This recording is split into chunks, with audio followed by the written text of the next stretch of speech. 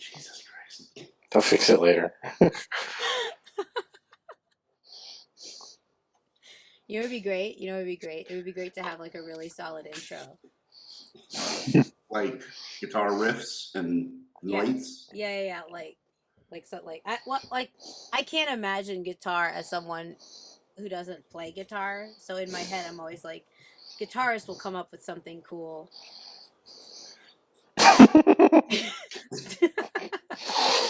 There's gonna be great sounds for this. Hello, Leo. It would be something like, it'd be like, hey everyone, welcome to the Threat of Intimacy. I am your host, Solo Darling, and on today's roundtable, Threat of Intimacy, I'm here with Tom and Tucker. Hi, everybody. And then it would be like, that one's better. They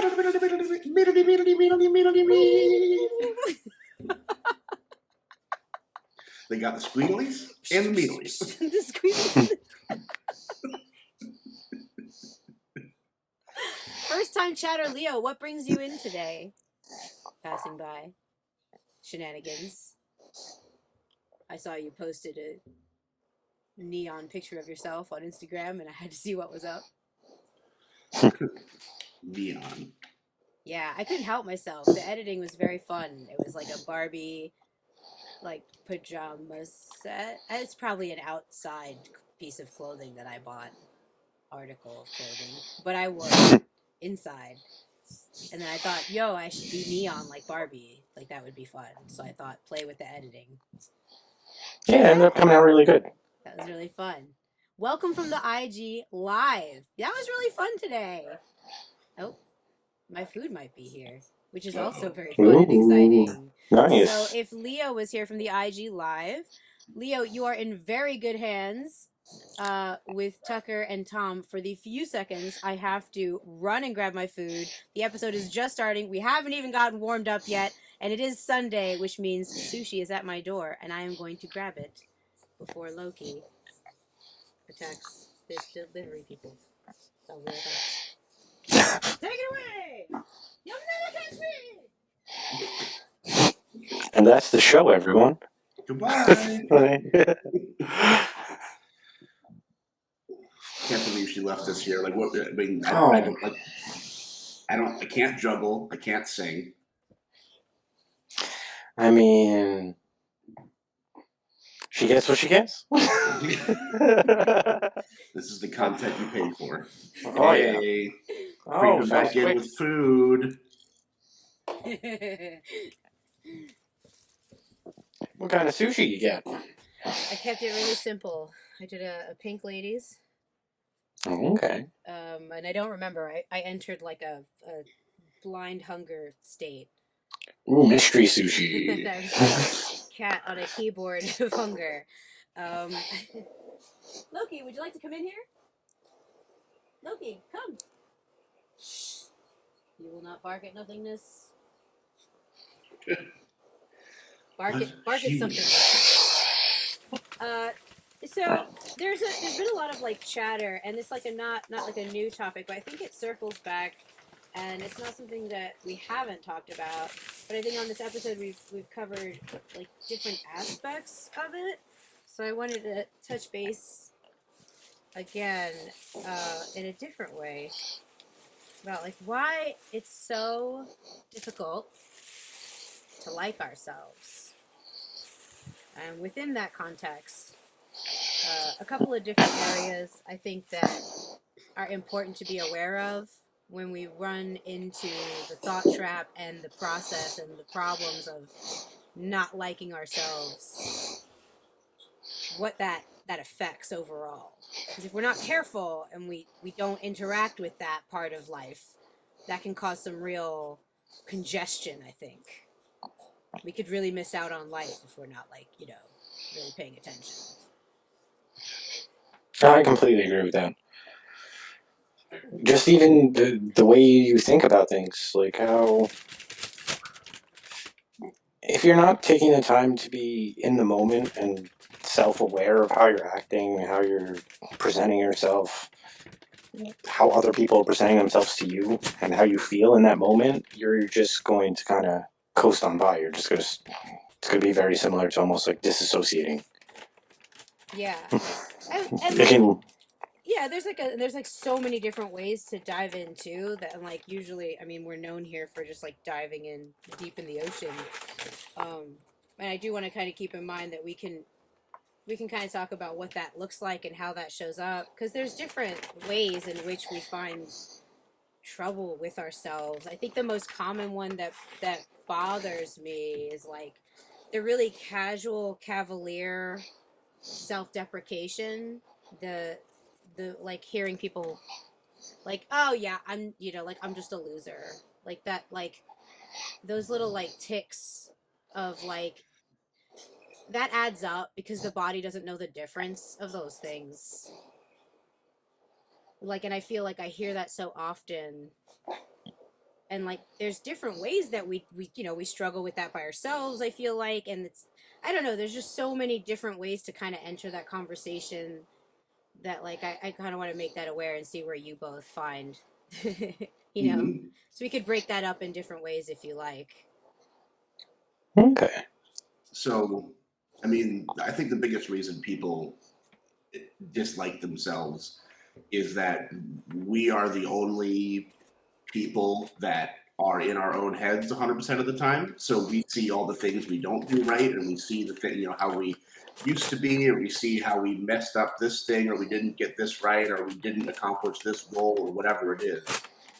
And we have to live with all those things. And unfortunately, I think we tend to um, maximize a lot of those negative feelings because, again, like we have to live with it and see it. Other people don't necessarily see that. So it's easy to say, like, don't be so negative or whatever it is, but like there's no way to avoid it. Like we all have goals and objectives and things we wish we could do better. And sometimes we succeed at those, and a lot of times we don't succeed at those. And unfortunately, that not success just spirals, and it's not great. And yeah, it's easy to see the negative when you are the only person who does see them, right? Yeah, yeah. Hey, Steezy, welcome. It's good to see you. Yeah, that's a really great point. And that's why I wanted to bring about like it's really difficult topic because it's so easy to dive in like really deep. But I do Mhm. want a little bit of an intro and like a how we get there, because we are in our own heads and because we like know the whole story of ourselves. And I think that's why it's difficult. So it's difficult for other people and ourselves to kind of see when others are like, no, love yourself. Like that's a really hard pitch. It's a really hard pitch because other Mhm. people will look at other people and be like, yeah, okay, you could say that, but you're not in my head. Yeah. Like you don't see the full picture, so how could you tell me to love myself or to work with myself? And I kind of want to like mythbuster that, because like the three of us are here and we're also in our own heads all the time. Like we're here as representatives of also being in our own heads, having to live with and be with ourselves all the time. Yep, 100% of the Yeah, time. definitely. And Luckily, like I think I'm a pretty cool guy, so I don't mind hanging out with myself that much anymore. anymore. Yeah, Eh, I had to think a lot about it. Tucker's like, I'm a work in progress. he's all right. He's okay. He's to tighten up that gabagool addiction. Gabagool. Oh, by the way, you're both Jersey, yes? New York. New York. Okay, so I guess this is more for Solo, but I guess partially Tucker as well. We're both from the Bronx. Yeah. Well, you live in Jersey, is what I mean. You're both. I mean, yes, you're New York. I'm living in Jersey. Yeah. My question is Taylor ham or pork roll? Ooh. But Taylor is the pork roll, right? Yeah, but which one? Oh, pork roll. Okay, I'm just curious. But also when I grew up, like growing up in the Bronx, I wasn't really a ham person unless my grandmother was cooking it. It's bacon, egg, and cheese, salt, pepper, ketchup. Yep. Bacon, egg, and cheese, salt, pepper, ketchup on a croissant. How that debate ends. Bacon, egg, and cheese, salt, pepper, ketchup on a croissant. Extra crispy fries from the bakery on the corner, Black Rock and Castle Hill. which is no longer Oh there. man, no. That expired. Oh, that place used to have dollar French fries. It was the best. Yo, what's up, Meeson? Meeson always shows up like in and around a food conversation. I swear. Someone's a dollar French fries? Meeson's like, food? Did you say fries? Crinkle cutter curly, crinkle cutter curly. Oh, I'll take any fries. I will not. I will be like, yes, correct. Which one? Yes. I like good food too. Yes, I like it. To the deep conversations you came for. Yeah, You like yeah. good food? We can Yep, all no. agree Like we good like I French only like the fries. bad food. Yes. Give me them microwavable chicken pot pies all day. The worst piece of shits in the world. Oh, They taste man. delicious, but they're the Yep. worst. I'm gonna try it. I'm gonna try this. Yeah. Food stuff. Love me some food stuff. Bagel bites, pizza rolls, McDonald's, the fanciest of food stuffs. Yeah. Just pouring nacho cheese into my mouth, just Oh, directly man. from the giant can. You know, I have thought about getting a nacho cheese machine, only to home make my own nacho cheese so that it comes out of the machine and I can live my dream to be underneath it. It's the business expense. Thank True. you. It's for the business. But I can say it like it's for the family, but for the business. You have to do this when you say that. Mhm. I'm still part Italian. It's coming That's out how of you get me. the business loan. Yeah. How do you think you get the business loan? It's not coming from the Puerto Rican side. They'll be like, here are your piraguas in your cart and go be on your way. A piragua with your nacho cheese that you get for the business. It's all very good. Everyone is happy. Ooh, a good bowl of ramen. I just saw recently that they make like a protein keto ramen. Everyone's stoked about. Is that the mushroom based one? The Yeah, mushroom noodles? it's like Yeah, I was looking at there's that. like a vegan one. Everyone's very happy about it. Or all the faces on the TikToks are very happy. So it's led me to believe I am in for a good ride. I'm very fine being Nacho Darling. That makes very good puns for me for the Reaper Madness coming up this week. So I'm fine being Nacho Darling. Do you see where this goes for me? This is all good. Oh man, so many puns, such potential. But getting back to what we were saying, I was born into a family that does have an affinity for like love ourselves, like we love ourselves in the sense that we love family. So on my mother's side, I was raised to love myself based on like loving the family, love yourself, love where you came from, right? But I fell out of that because of the external world and believing I wasn't enough. So through different cultures, there's many different languages in which you can find what is the lie that we tell ourselves, right? And it'll come back to like a thing or two. It'll be like, I'm not enough, or the insecurities that we have and the fears that we have come from what is it? What is an insecurity that we have, or a fear that we have? I will be too much, or I will be something, right? It'll be a negative thing that we've learned from the external world that maybe we heard, or maybe we're different in a certain way. We process that, we learn those things, and we think that that's a truth. So we think that these things are true, and we start to absorb and internalize these things as fact. They're not fact, they're opinion. There's someone else's projection of what they can't handle within themselves that they have put on you because you are different to them. You are fine. You are being you, a complete person, existing and breathing and being. You are being. And that person who doesn't understand themselves just as much as we don't understand themselves has then placed their lack of understanding, their lack of empathy, their lack of ability to socialize and be something has just been like, you're weird, you're different, you're something, and then hurt your feelings, and now you have absorbed that as fact. Guess what? It's not fact. And that is a truth that we have to accept. We have to accept that is not a narrative, that is bullshit. Correct. Yeah. Correct. That's the first part. that's the first part of it, is that we have to then go, hey, the narrative I'm telling myself that I was hurt is okay. It's okay that I'm hurt and that it's not fact. Yep. So yes, and I think it's always good to ask yourself, because like you said, you can have your own opinions about however you think you are, or if it's like you said, too much or too little or too needy or too whatever it is.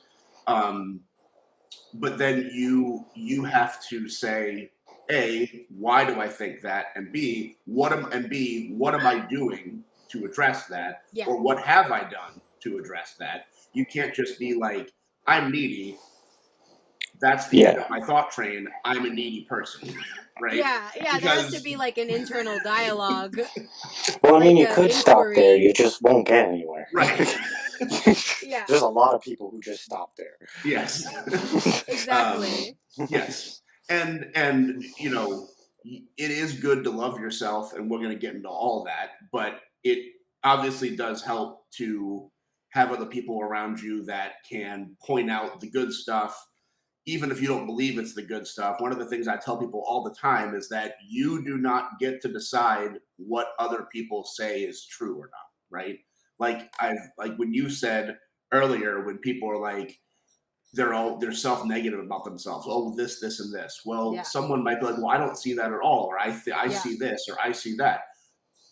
You don't get to say what they see is fake because you don't agree with it, right? Do you know what I mean? Like, like I might think someone is attractive.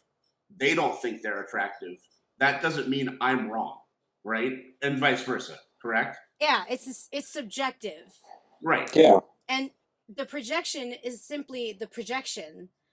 So it should give curiosity into that. It should be like, right, if you're saying I'm those things, the reason, the fallibility in it should give enough to be like, it can't be fact. Right. So it can't be fact in either direction, which means it has to then beg question. But also, we're people, and like there is no such thing as a fact about a person, exactly. right? I mean, besides physical characteristics, I am 5'10". I weigh this much. I have brown hair. That's all non-objective things. But I am a nice person. I am a caring person. I am a funny person. I am this. These are all things that are completely subjective. Whoever you're hanging around with.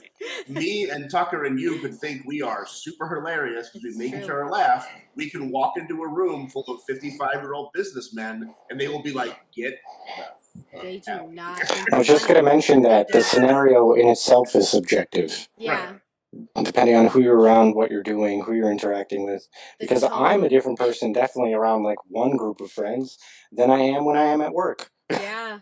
Right. How we are, the tone, and like it could be also situational. And so because there are so many factors involved into each interaction, which is also what I wanted to get to. So I'm just glad, like, so that's why it's like, even in the point that we make initially, even in the observation that we make initially in this conversation, as it goes, we're going to get Tom back because I think he just put out. It will change based on. I was reaching for some tissues and didn't want you to see it. Oh, okay. I thought like collab cam was just like bye. But even from the top of the conversation, the tone that we take, the perspectives we take, the situation that we're in, the group of people we're talking to, the room that we're in is all situational. It's all subjective. Yep. The people we're around will also affect our tone, our delivery, the mood that we're in that day will change how we present. It could affect how we come across. And that could change someone's opinion about us, how they receive us, how we're how we present, how we're received are all dependent on such minutia. That to have such a hard-held, like, fact imprinted on us that doesn't budge, that stays for lifetimes. I say lifetimes because what feels like forever in someone's life to have like such a negative opinion about ourselves that can take your time away, your health, ruin relationships, dent Mhm. relationships, impede them, prevent Mhm. them, take you out of life experiences, dent your health, your mental health, right? Cause all of these issues within your life experience from one thing. It's not fair to you. Nope. It's just not fair to you Mhm. Yeah. because that Yeah, you're limiting yourself. that is a limit. It's a limit that you navigate, you control it. Yep. Yes. I have nothing to add to this. You explained Yeah. it. Because even then, right, But- it's like we start from one top and then like even just it's like, right, but then what about this and this? It's like, yep, that changes that too. And then and then that changes it. And it could be like, well, if I heard somebody say something about me and then I'm like, oh, and that affected me, but then I find out that person is struggling with their mental health and they're not well. Mhm. But then I was negatively affected by it because I wasn't doing good, and then I heard this thing that sent me on this path. But I go to like say something because I'm the type of person to be like, hey, what'd you mean by that? But I go up to that person and they're crying, and then I'm like, oh God, what's happened now? Now we've zigzagged. Now I have it. Things can change in a matter of moments. So maybe we don't put too much weight on someone's opinion. Mhm. We ask ourselves some questions first. Always. Oh yeah. I don't know. And that exact thing is part of why I'm such a big Four Agreements fan. I think I might have talked about this last time I was on. I don't remember if I did, but the Four Agreements is a self-help book published a while ago, and you can even distill it down to the actual four agreements or the four tenets of it. And I'm not saying skip the book; you should read the book for context. But even if you take them as what they are things that can fundamentally change how you see yourself and also how you deal with other people and their thoughts and opinions. And like you said, like just because someone said something, it is normally, as Solo already said, a projection of how they feel, their own pain, their own situation. They are basically just regurgitating how they feel and then attaching it to you because they don't know you. They know how they feel. And one of the tenets is don't take anything personally, which is once you learn how to do that, it is real hard. But Yeah. once you learn how to do that, It's hard. it's real hard. But once you learn it, you start to understand that, okay, someone said something shitty about me, or someone says I'm this way. Oh, you're a mean person, right? I don't I have the ability to reflect and say, oh, did I do something mean and I wasn't being aware of it? If so, let me apologize and correct that behavior. But also, if you have the ability to just use that as a reflection moment and not as a what the fuck do you mean that I'm mean, and then make it a whole thing, right?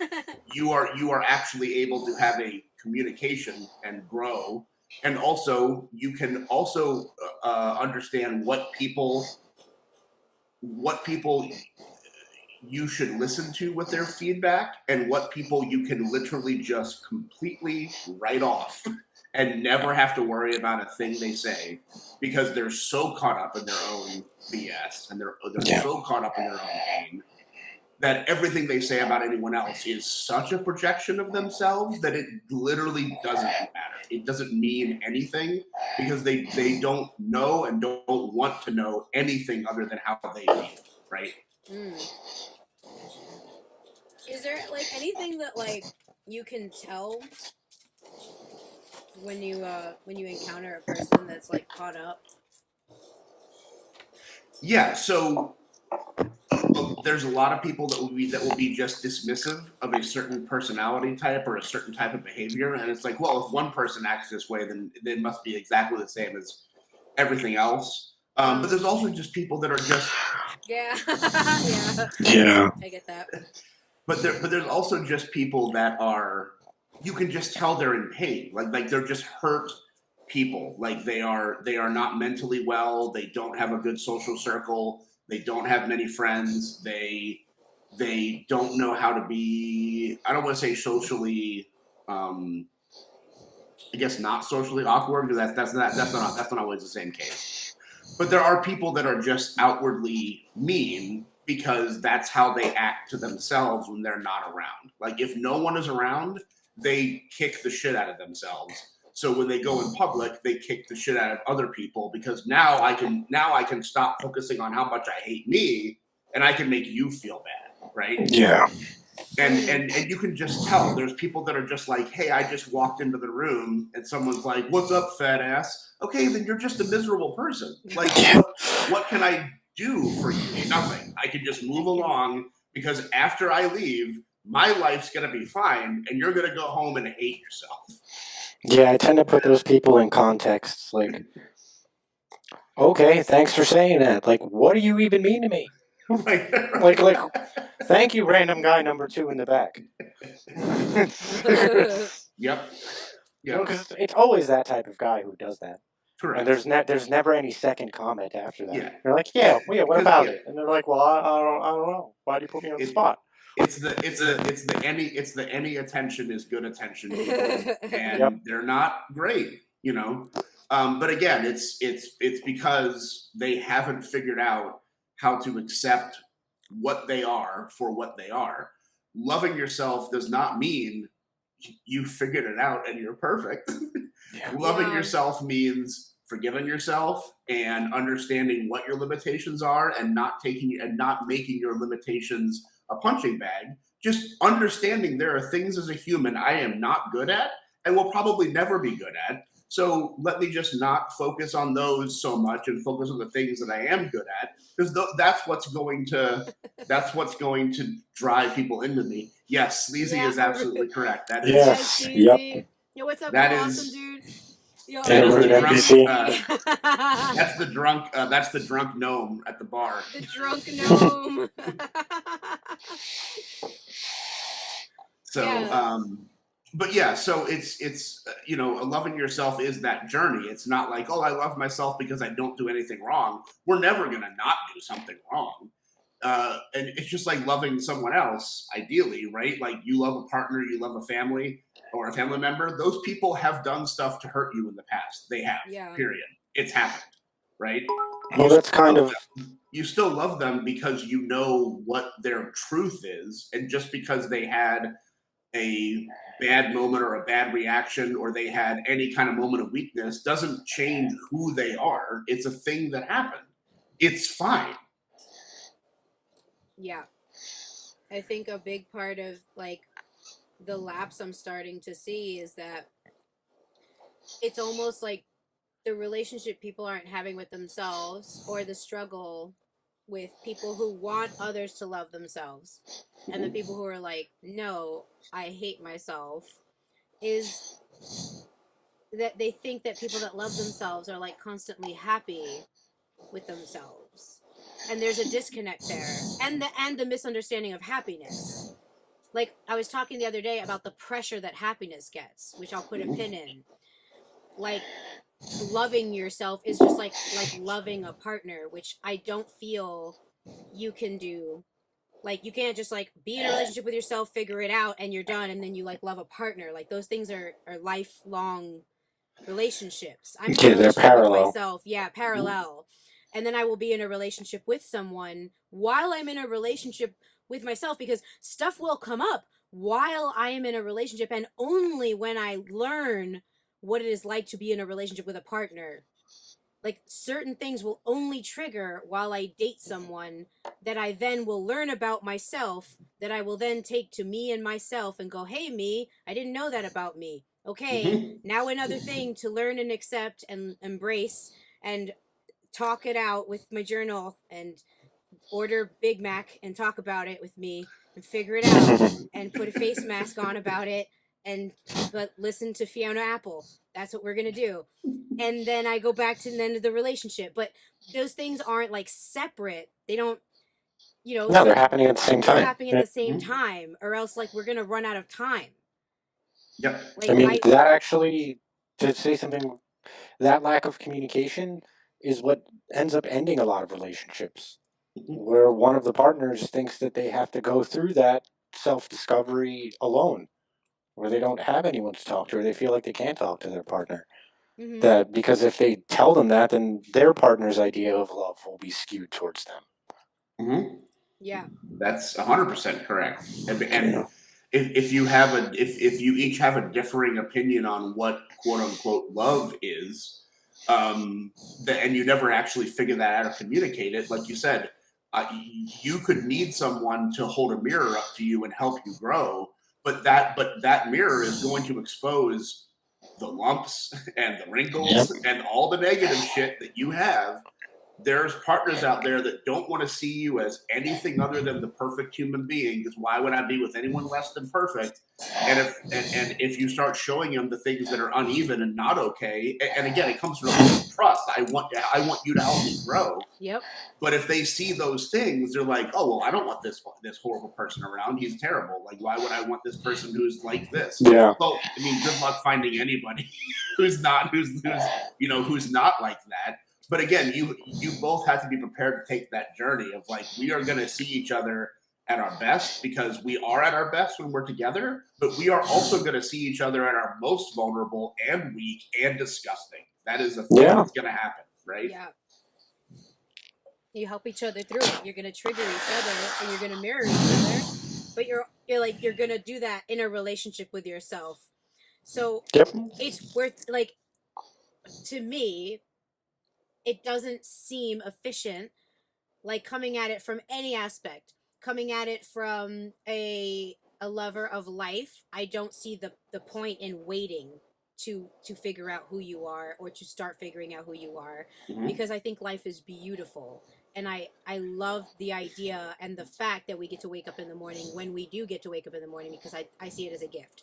As a practical thing, I feel like, well, we don't get a renewable source of time.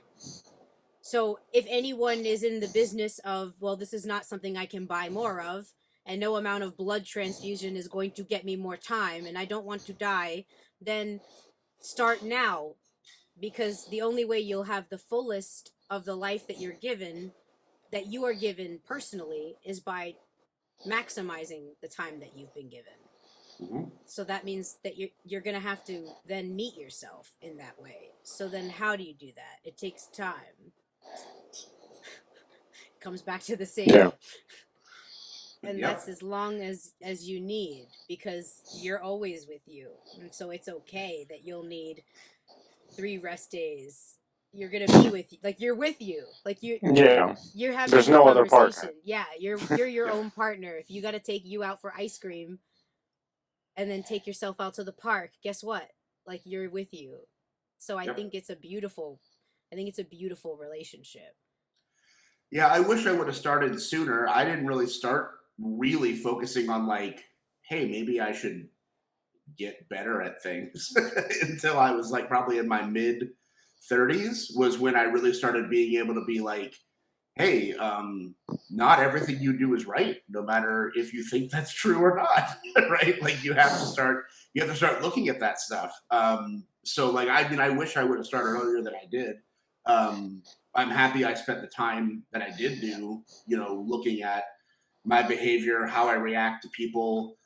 Even in the last couple of years, it's been remarkable for me to see the things that would piss, 39-year-old Tom off, and how those same things don't piss 42-year-old Tom off, because he's now understood, like, the people doing those things, either they're not doing it on purpose, or again, like they're doing it because they're in their own little bubble, and you causing a scene about it is just going to make them feel worse, and then you're going to feel worse when you leave because you did some dumb thing that you can just live with. It's fine, right? Yeah. And that amount of like that's what keeps me going in this whole learning journey, is like I can see the benchmarks of what I used to be and what I am now, and it's like, oh, that's cooler. I like not having road rage anymore. Isn't that Yeah. nice? Yeah. Yeah. It's a lot less stress. You realize you put a lot of effort into feeling that way. Yeah. Negative You emotions think I have have a this lot much of hair in cost. my 40s because I'm stressed? Yeah, it's a lot of cost, a lot of energy to be stressed. Yeah, but and I mean, really, you're correct. Like stress, in almost a physical sense or like a molecular sense, is basically burning extra energy, right? Yeah. That's really what it is. Yep. And at a certain point, if you don't have the extra energy in productive ways, the energy has to come from somewhere, right? It's burning something up Yeah. in your body that is, maybe it's tendons, maybe it's eyesight, maybe it's hair, whatever it is. The more stress you have about a certain subject, you are sacrificing energy to that stress. And not saying, there's definitely things that come up in your life that are going to stress you out. There's no way to completely avoid the stress, because, life is unpredictable and it's just a thing.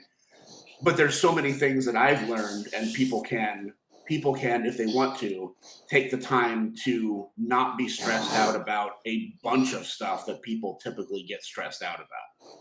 It's like an ebb and flow. And there's no like cure.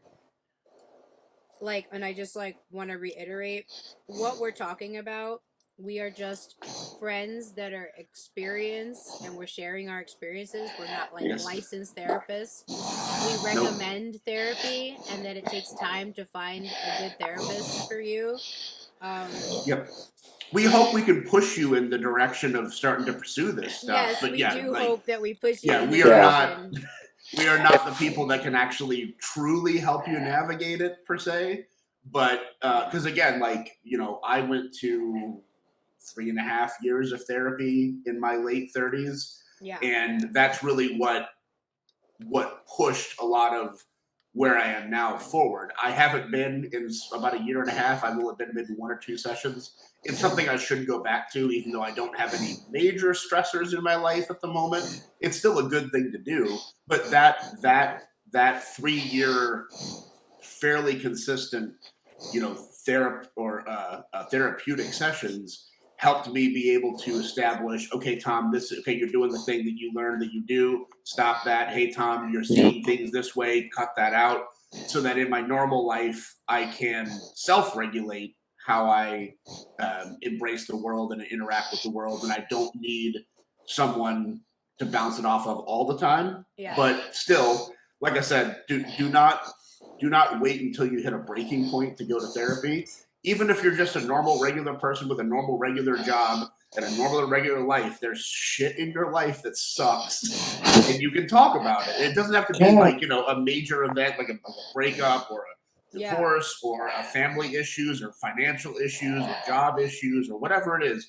It's literally just, I have to do so much crap in my life and it's overwhelming. It's fine to just talk about that, right? It's fine, because you will start getting deeper the more you go, and you'll start finding ways to tweak your day-to-day life to make it less stressful. You'll never have as good a hair, but it's fine. No, never as good as his, Tom. But it's great to have someone to bounce off of. And I was watching this show called Couples Therapy on Showtime. I believe it's on Showtime. And the therapist even says, I mean, as someone who took psychology, a lot of people were gearing up for it to become a therapist. And the talk is that all therapists also have a therapist. And that there's like group therapy for therapists, so that there's like a layering of therapists, because we all need each other, right? Like everyone in therapy also like needs therapists. Not that I'm going to become one, but I see the trend of like, we all need somebody to bounce off ideas. You can't self-analyze either. We can't self-analyze to a certain, someone needs outside perspective, because the soundboarding is what helps.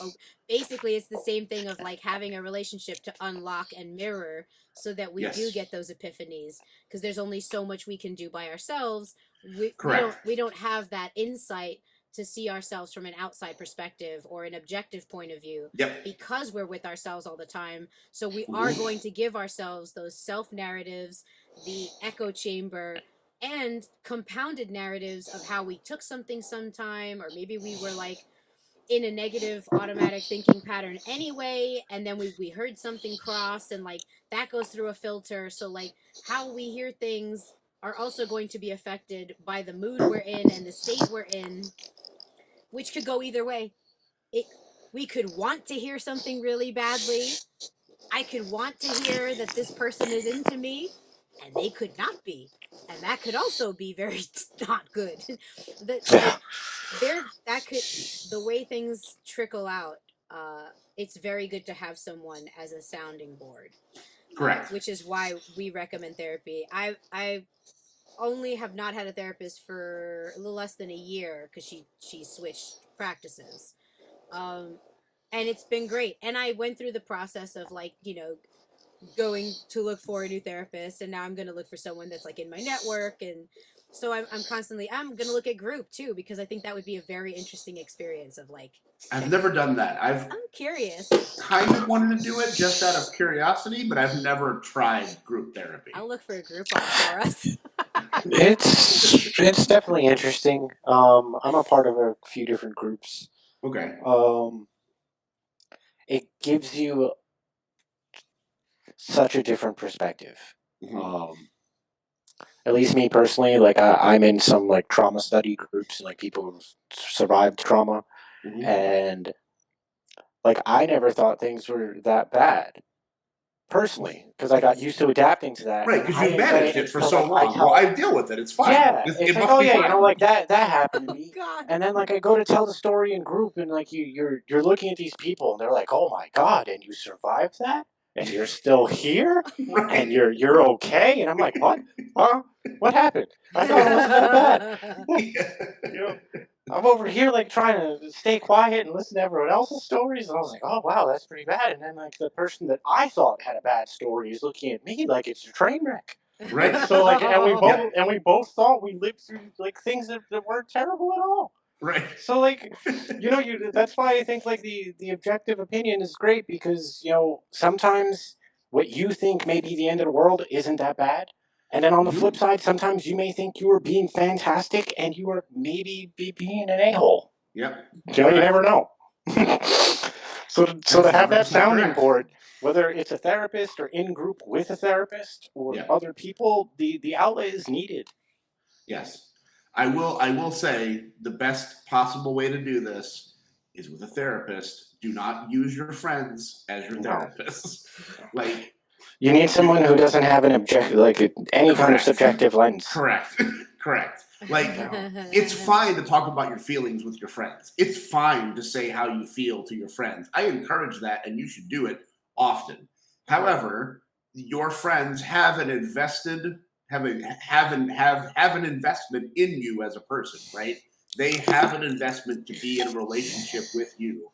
And if you start talking about the worst thing that ever happened to you and this and this and the other thing, you are putting a strain on that person's relationship with you, because not that they don't need to know that you went through some stuff, but if you start really digging into it, you are straining that relationship to a point where it becomes uncomfortable. You need someone who is objectively removed from your life to look at it and be able to give you conscious and credible feedback on how you can make these changes and live with the things that you've gone through. That is essential. Do not be like, well, yeah, I just tell my best friend everything.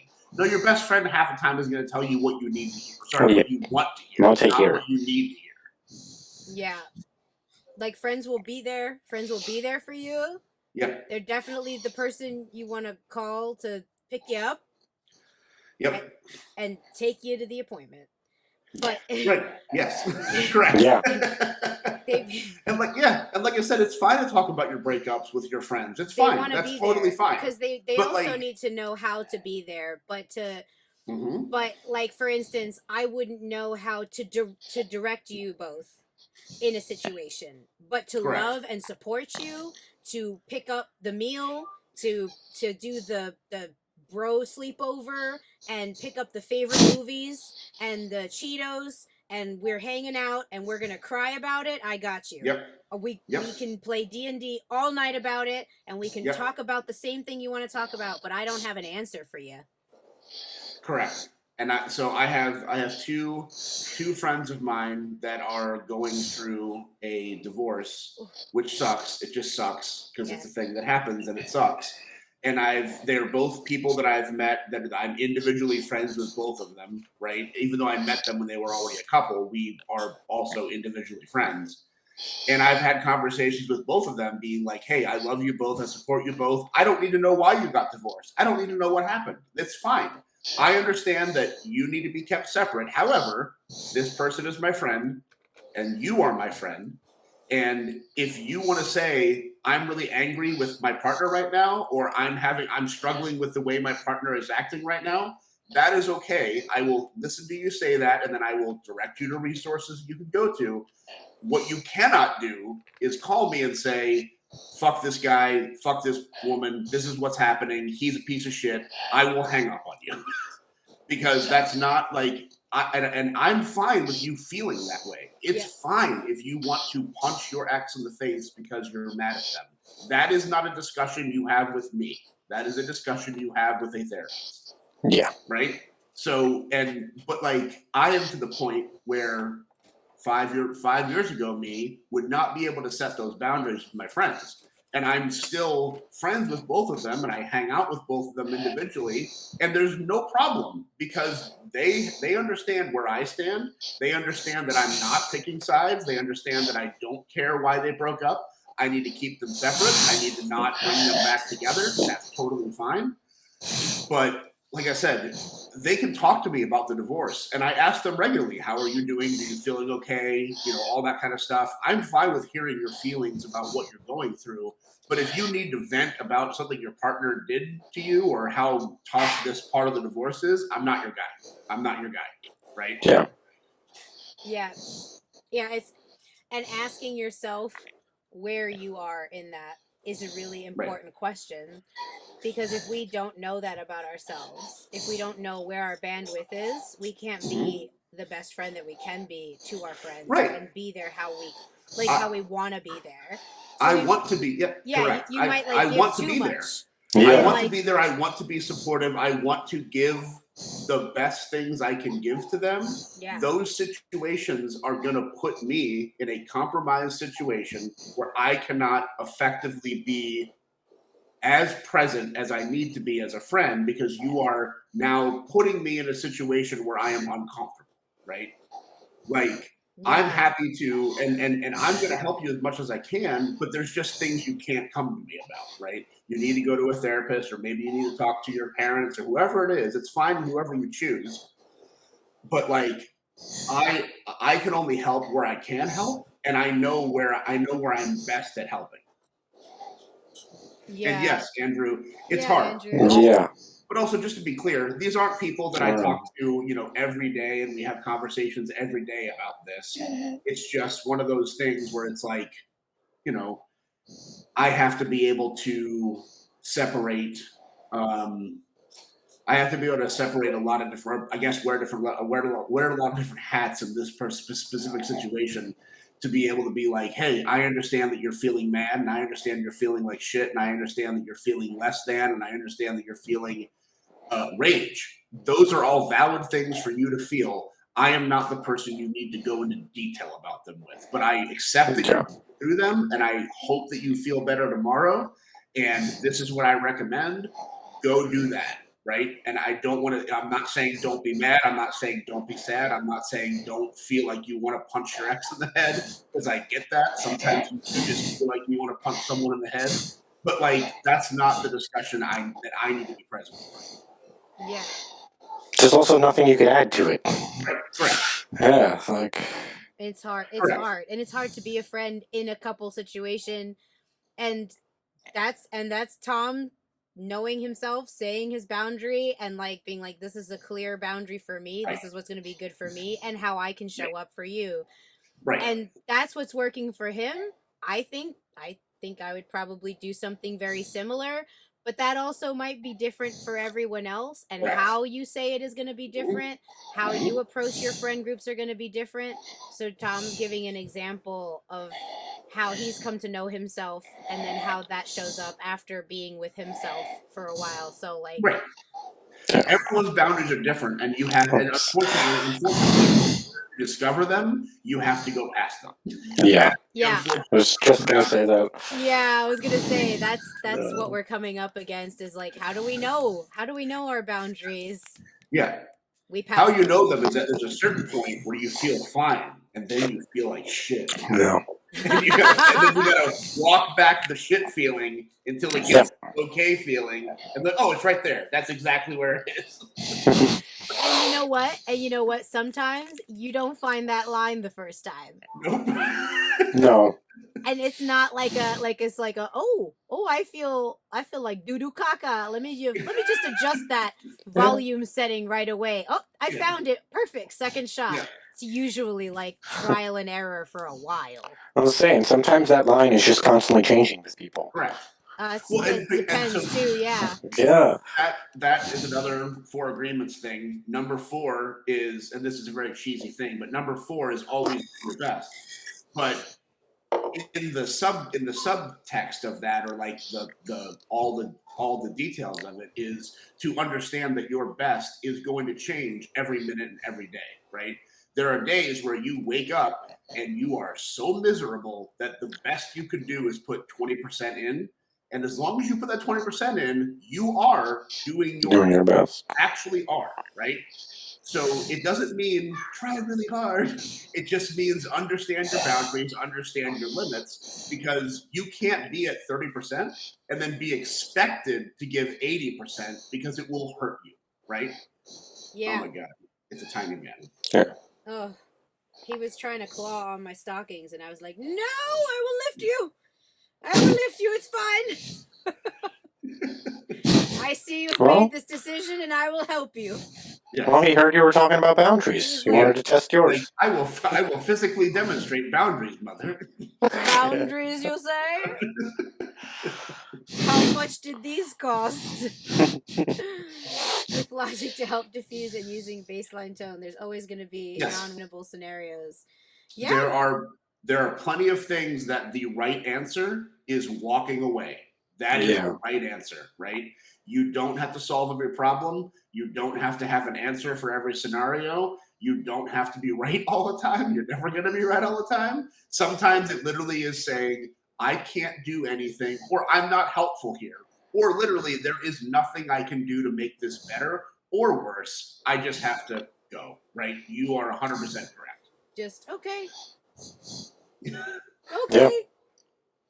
My mom always used to be like, yeah, sometimes you just be like, ayatu, which is like, you know, like you're on your own. But it's like you over there in English, it's less fancy. Yeah. It's like you're on your own over there. Mm-hmm. So yeah, like, go do you. Yeah, go do you. Okay. Okay. Okay. And you just, you know, Homer in the bushes. Yeah, vanish into the leaves. That's very much my mom. She'd be like, okay. And then vanish. Me voy. I go. I go. I said enough. That's what you've chosen.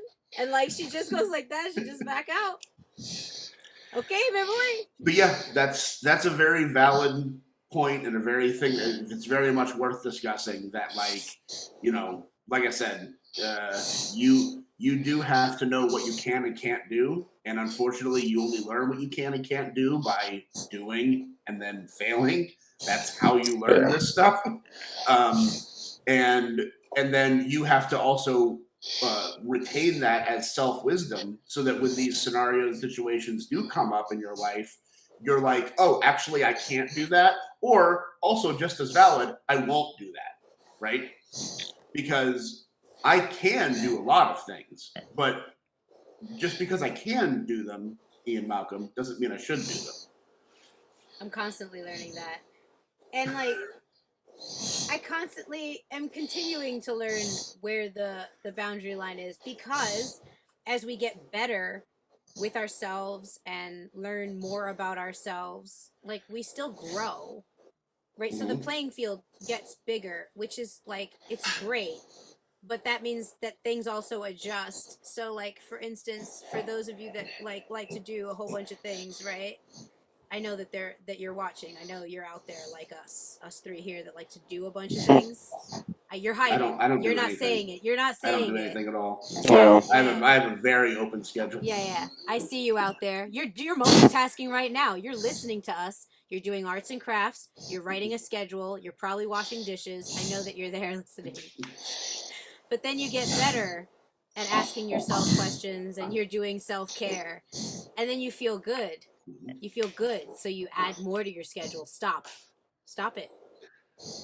Try it on. Don't tell me how to live my life. Try it on, because it's hard. It's hard because we're able to do more, and then we still run into the same thing because we're doing just as much. Yep, you ask for free time and you fill it up as soon as you get it. Like, oh, free time! I'm gonna get more plants. Yep. No more. Another thing Andrew just said, just letting them have an avenue to vent is sometimes the best you can do. Spoiler alert, I am a white man. And sometimes hey, Spicy. So that's my friend Katie. Hi, Katie. Hi, Katie. Sometimes I like to solve problems and over-explain things. Oh no! I can't spit water. There's too many electronics. And one of the things that I have learned in both friendships and relationships is that question of, do you want a solution or do you want to be heard? And if someone is coming to you with a situation, asking them that question before you give them an answer is the smartest thing you can do. Because sometimes people do just need to let it out and say, I'm really angry about this. Okay, now I'm done. I don't need you to solve this for me. I don't need you to tell me what to do. I don't need you to put your opinion on my situation. I just want to get it out. And mansplaining is real. My people invented it. Stop fucking doing it.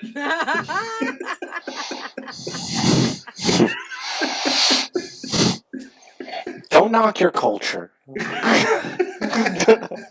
Yeah, you all invented fancy avocado toast as well. Yeah. That's true. Yeah, not the... Also, I'm gonna also give them tailgating.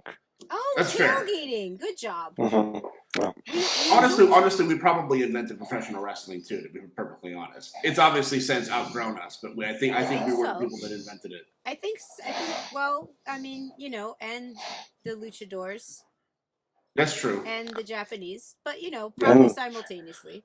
And the Greeks thousands of years ago. I guess they were white people, so I guess that's true. Yeah. Well, I guess that was kind of professional wrestling. It was done. I mean, it's amateur style wrestling, but it was done in a very public setting and probably for money. So yes, yeah, exactly, for money and we have for anyone fame. we can call about it being rigged. Yeah, the lion and the loser. Predetermined, so don't ruin the magic. Oh no! Don't say the F word. Don't say it.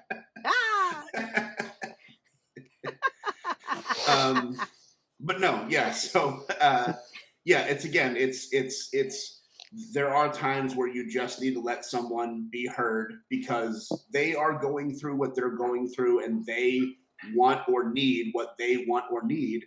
Your opinion or your philosophizing on their situation is not always helpful. Even if it's helpful to you, what you want at this moment doesn't matter. Let them talk and then just shut up. Unless they tell you, I want you to help me work through this, right? That's what I'm working on personally now. Like, you can ask Solo. I'm just constantly talking to each other instead of like asking for help or wanting to talk about something. I'm already trying to do the task. I never slow down. I've been trying to learn to slow down. I feel like we just had this conversation. I just tried to just gently remind him that I'm back. It's just been a long time, I think, since we've hung out, and he remembers what it's like to hang out with like a person that like, you know, knows how to wipe her own ass. Yep. Yep. That's a learning curve for me as well. It's like, wait, hold on a second. I'm hanging out with host. functional adults who know Yeah. how to take care of themselves. I don't Like, have to this host. is weird. Yeah, like it'll be things, and like so here's where I'm at currently in my, you know, in my brain. After many years of the types of relationships I've had, it can be very hard for me to be selfless. So it can be hard for me to turn off what do they need. But I've worked really hard at putting myself in the conversation. So now I'm wherever I am, whoever I'm hanging out with, it's what do we all need? And I constantly remind myself, what do we all need? So I go, okay, I do a meter check because usually I run on empty and I make sure I get in my little outfit, right? So where's my coffee? Where's my bowl? Where's my things, right? Okay, good. Where's my sustenance? Do I need my protein? How are the dogs? Okay, what's Tucker need? Is anyone in the house? Is anyone at work when I'm hanging out in the deep north, right? So I do my checks and balances.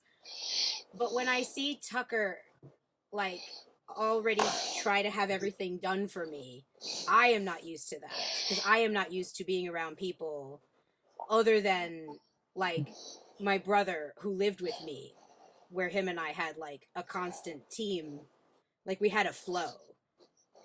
So we had a constant like infinity flow of like having each other's backs. We're like, okay, And I was used to. yeah, like you get that, I get that. So me and DJ Weed Pizza had a flow about things. You get that, I get this. You get that, I get this. But other than that, it's like Tucker's already like trying to put a new razor blade on a razor I bought, and I'm like, I can I got it. I can brush. Yeah, I'm used to doing like a one-man show and having everything done. I don't know, and so, but I don't get mad at it. I look and I feel like this sense of empathy, like a compassion, like what have you been through that you're like having to like live for other people. Well, and this goes back to what Tucker was saying about his group therapy experience as well. Maybe not the exact same thing, but like once you live through being a certain way, it just becomes what you expect. And if you giving 150% of yourself is just how you live, when someone's like, actually, I'll just take that 50% and take it on myself because I'm fine. I'm only doing 50, so let me take your 50 and we'll do 100. But to you, that feels incorrect, right? You've done it for so long that you not doing it, you not having a shoulder that hurts every day, you not having to make your own breakfast every second, you not having to do this is like, well, this is weird. This is different. I don't like it. Yeah. But it's better for you, right? So it's just, again, it's a tough cookie to swallow. But it also can be tough because there are people that are taking care of you because they've also taken care of themselves. So they're like, okay, I've got me. I've got a little extra to give. Let me just do this nice thing for my partner or my friend or my family because I got it. It's not a big deal. You have to be able to discern whether it's someone who is taking care of themselves and then also taking care of you, or if it's someone who is ignoring themselves to only take care of you. Because that second one is going to come around and bite you later. Yeah, because they actively are not putting anything inward. They're only putting it outward, saying, well, if I fix you and if I do all of your stuff, then I feel better because I have a purpose now. Yeah. But that's not okay. Like, it's fine to a limited extent. Like, being a people pleaser is not a deal breaker. You know, it's a way to live. But a lot of people pleasers I've met are also hurting the shit out of themselves. Yeah. You know what I mean? And there's a huge difference in people pleasing versus just taking care of yourself. Right. Yeah. And I can actively understand the difference coming from my 20s into my 30s and like being like running on empty, being a wrestler, like being on the road, not taking care of me because I'm just, you know, like I'm working out to go to a match and I'm taking whatever, eating anything just to go and people pleasing and just people just going through the motions of people pleasing and survival and hypervigilance and survival. They're just going through it and not really getting that time and doing the best that I can in all of that, but then like learning all of those lessons to then really being able to take care of myself and understanding the mechanics of both, and then studying the psychology of both and being able to then supply that for myself and others around me. Yeah. So it's really interesting to like to feel the balance of it and kind of like be on the side and be like, oh no, my cuppeth, it's full. Yep. I've got a very smart friend out in New Mexico who I've known for like 25 years now, maybe even longer. But with the whole cuppeth running over thing, she has likened me before to basically a what is it called, a water can, the thing you sprinkle plants with. What's it called? Yeah, watering can. Watering can, not water can. Watering can. Water right? can. That's A water can. Yo, it's a water can. What a water can that a water can't. So that like what my purpose is to basically help people grow by giving them what they need to get better, right? But that I also need someone who can fill the water up again, because once I'm out, I can't fill myself back up. Like I can't eliminate it, right? If we're going the metaphor, if you love yourself enough, you can help a little bit. But if you don't have someone who is also being like, hey, you did all these things, let me go ahead and make sure you're taken care of so that you can continue to do the things that you're designed to do. It can't just be all give, because again, like there are people that do that because they don't want to ever look inward and say, I'm empty, I need to be filled. They're just like, well, I have to continue doing what I'm doing or else I have no value, right? But it has to go both ways. Like both things give each other value, right? There are hoses and there are watering cans. Yeah. Both of those things are equally valuable in this situation, right? Uh-huh. It's true. Yes, Andrew. And finally. So Andrew, what is the lie that we tell ourselves if we constantly give out? We have to learn to accept thank yous as well. Mm-hmm.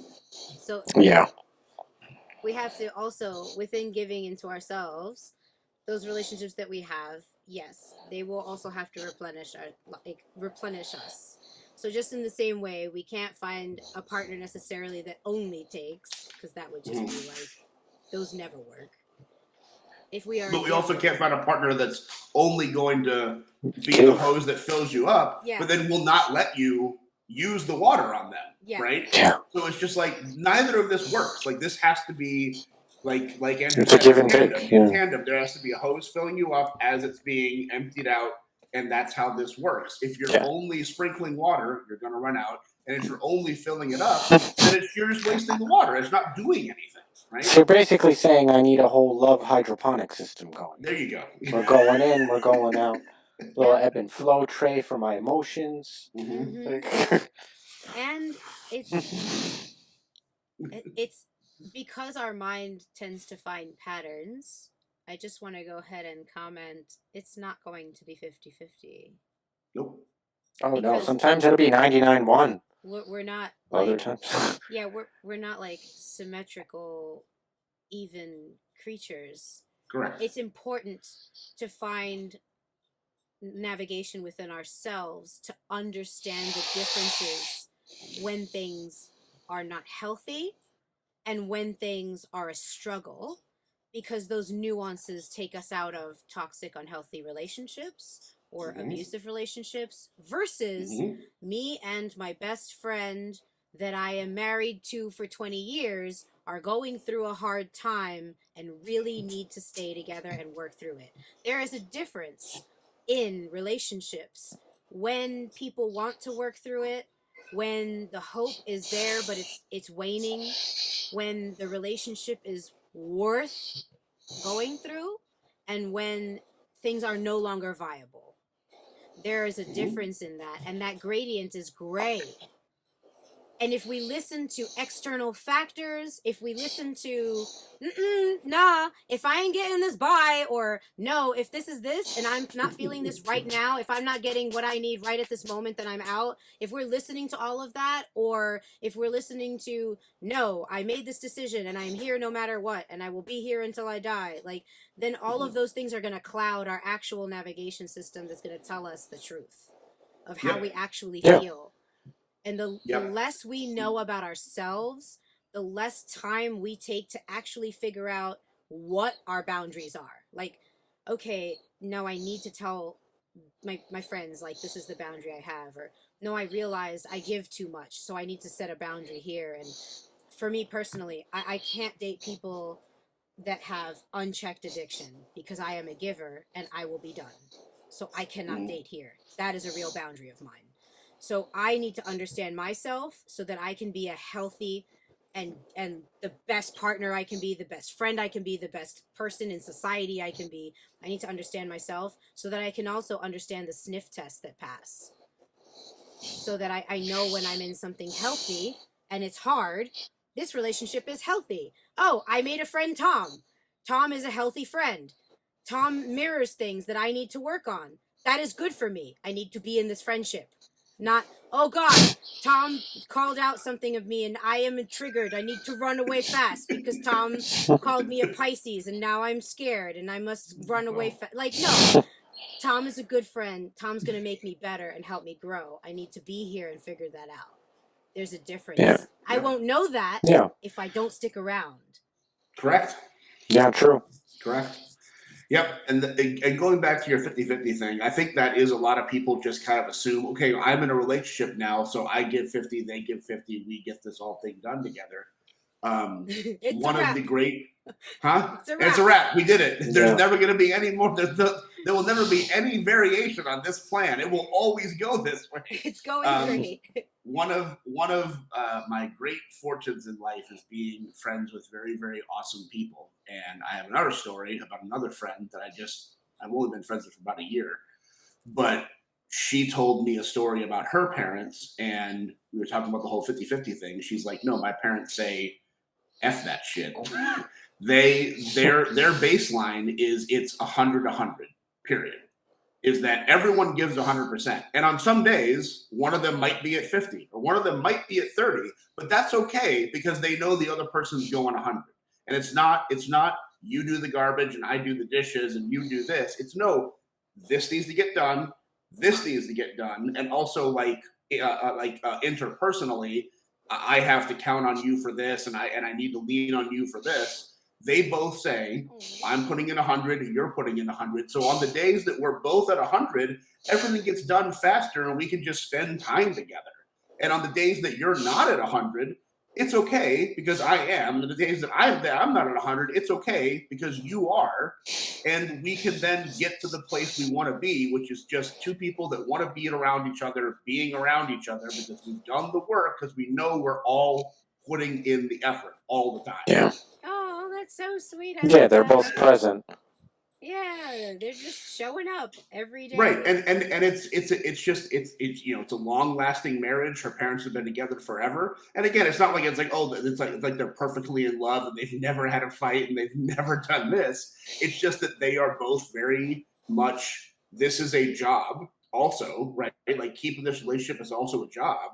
So I'm going to make sure I put in as much effort as I possibly can, because again, there might be days where I no longer have to feel like I have to do extra work because this is the baseline. The baseline is stuff needs to get done, right? So as long as the stuff is getting done, I'm doing my baseline, right? Yeah. I don't have to put in 150 because I'm already doing 100, and I will always do 100.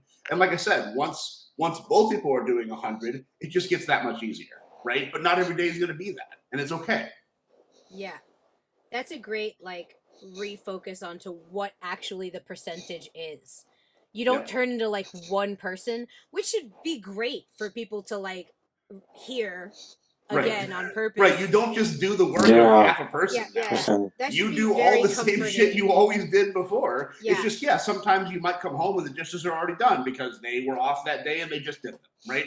Or Yes. whatever it is. Great. What a miracle, right? Like a megazord. Exactly. You don't just like morph, like you're still two people, which is the whole thing. People that want to be together in a monogamous relationship don't have to morph into one person. There's two people that like want to be around each other. That one person that they morph into always ends up being way less interesting than the two separate people too. When that does happen, they always think it's going to be like this awesome tag team, and it's never happens. Because tag team has to stay autonomous. It's like every time I see someone on Instagram, or I mean, I don't have Facebook, so I only have Instagram. But every time I see someone on Instagram that has like their username as being like two people on one account, I'm just like, this is never going to work. You guys must be miserable. To me, it always screams trust issues. Like we can't have our own. Because like you said, like you are going to be stronger together, but you don't need to pretend that you are this unit that is a package deal. Like you're not. You should have your own lives and your own interests and your own everything. And yes, like you should still support everything your partner is doing. But like if you're going to present yourself to the world as this portmanteau of whatever your couple name is, that's not. Then you are minimizing what you bring to the relationship and what they bring to the relationship, because now you're being, well, you have to take us as this one thing. No, but you're not. You're not the one thing. You're two people. It seems like it's just a thing that's happening to only you two. Yeah, yes. It seems like a quick way to like leave the self, but I know that that's like a speculation, but it seems like a quick out.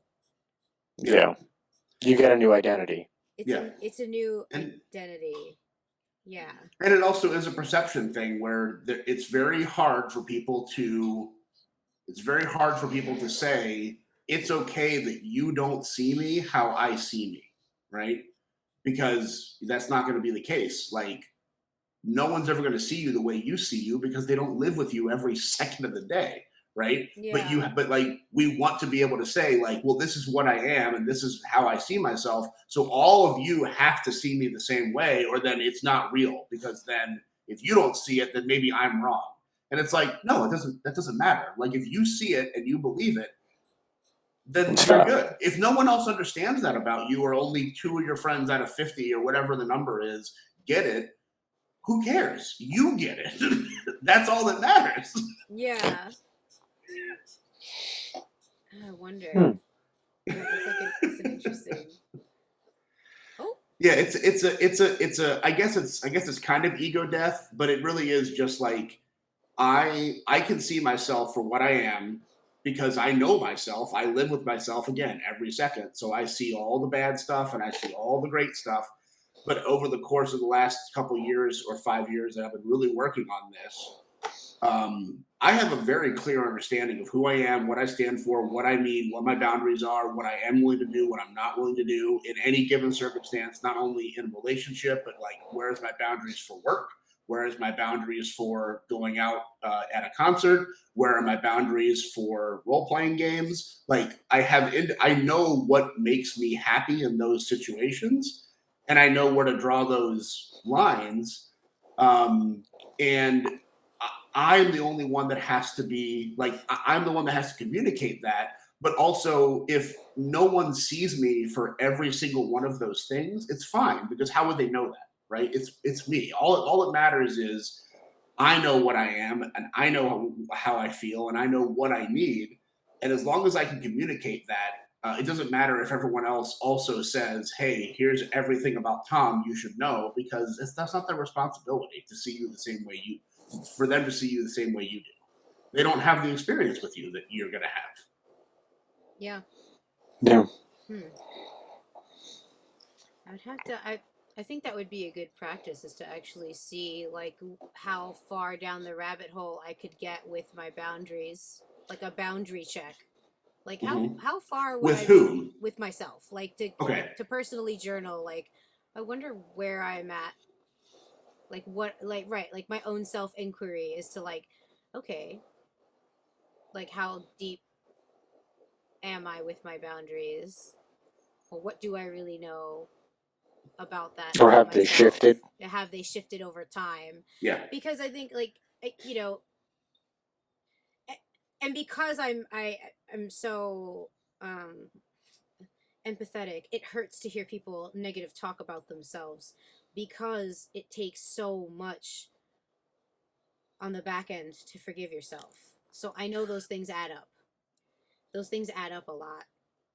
And I think that the part that really hit me when I had to like re-accept myself, or because growing up was different than re-meeting myself in my late 20s and having to then redo all of that and like go back and be like, okay, and seeing like old pictures of myself that I was really mean to myself about in wrestling.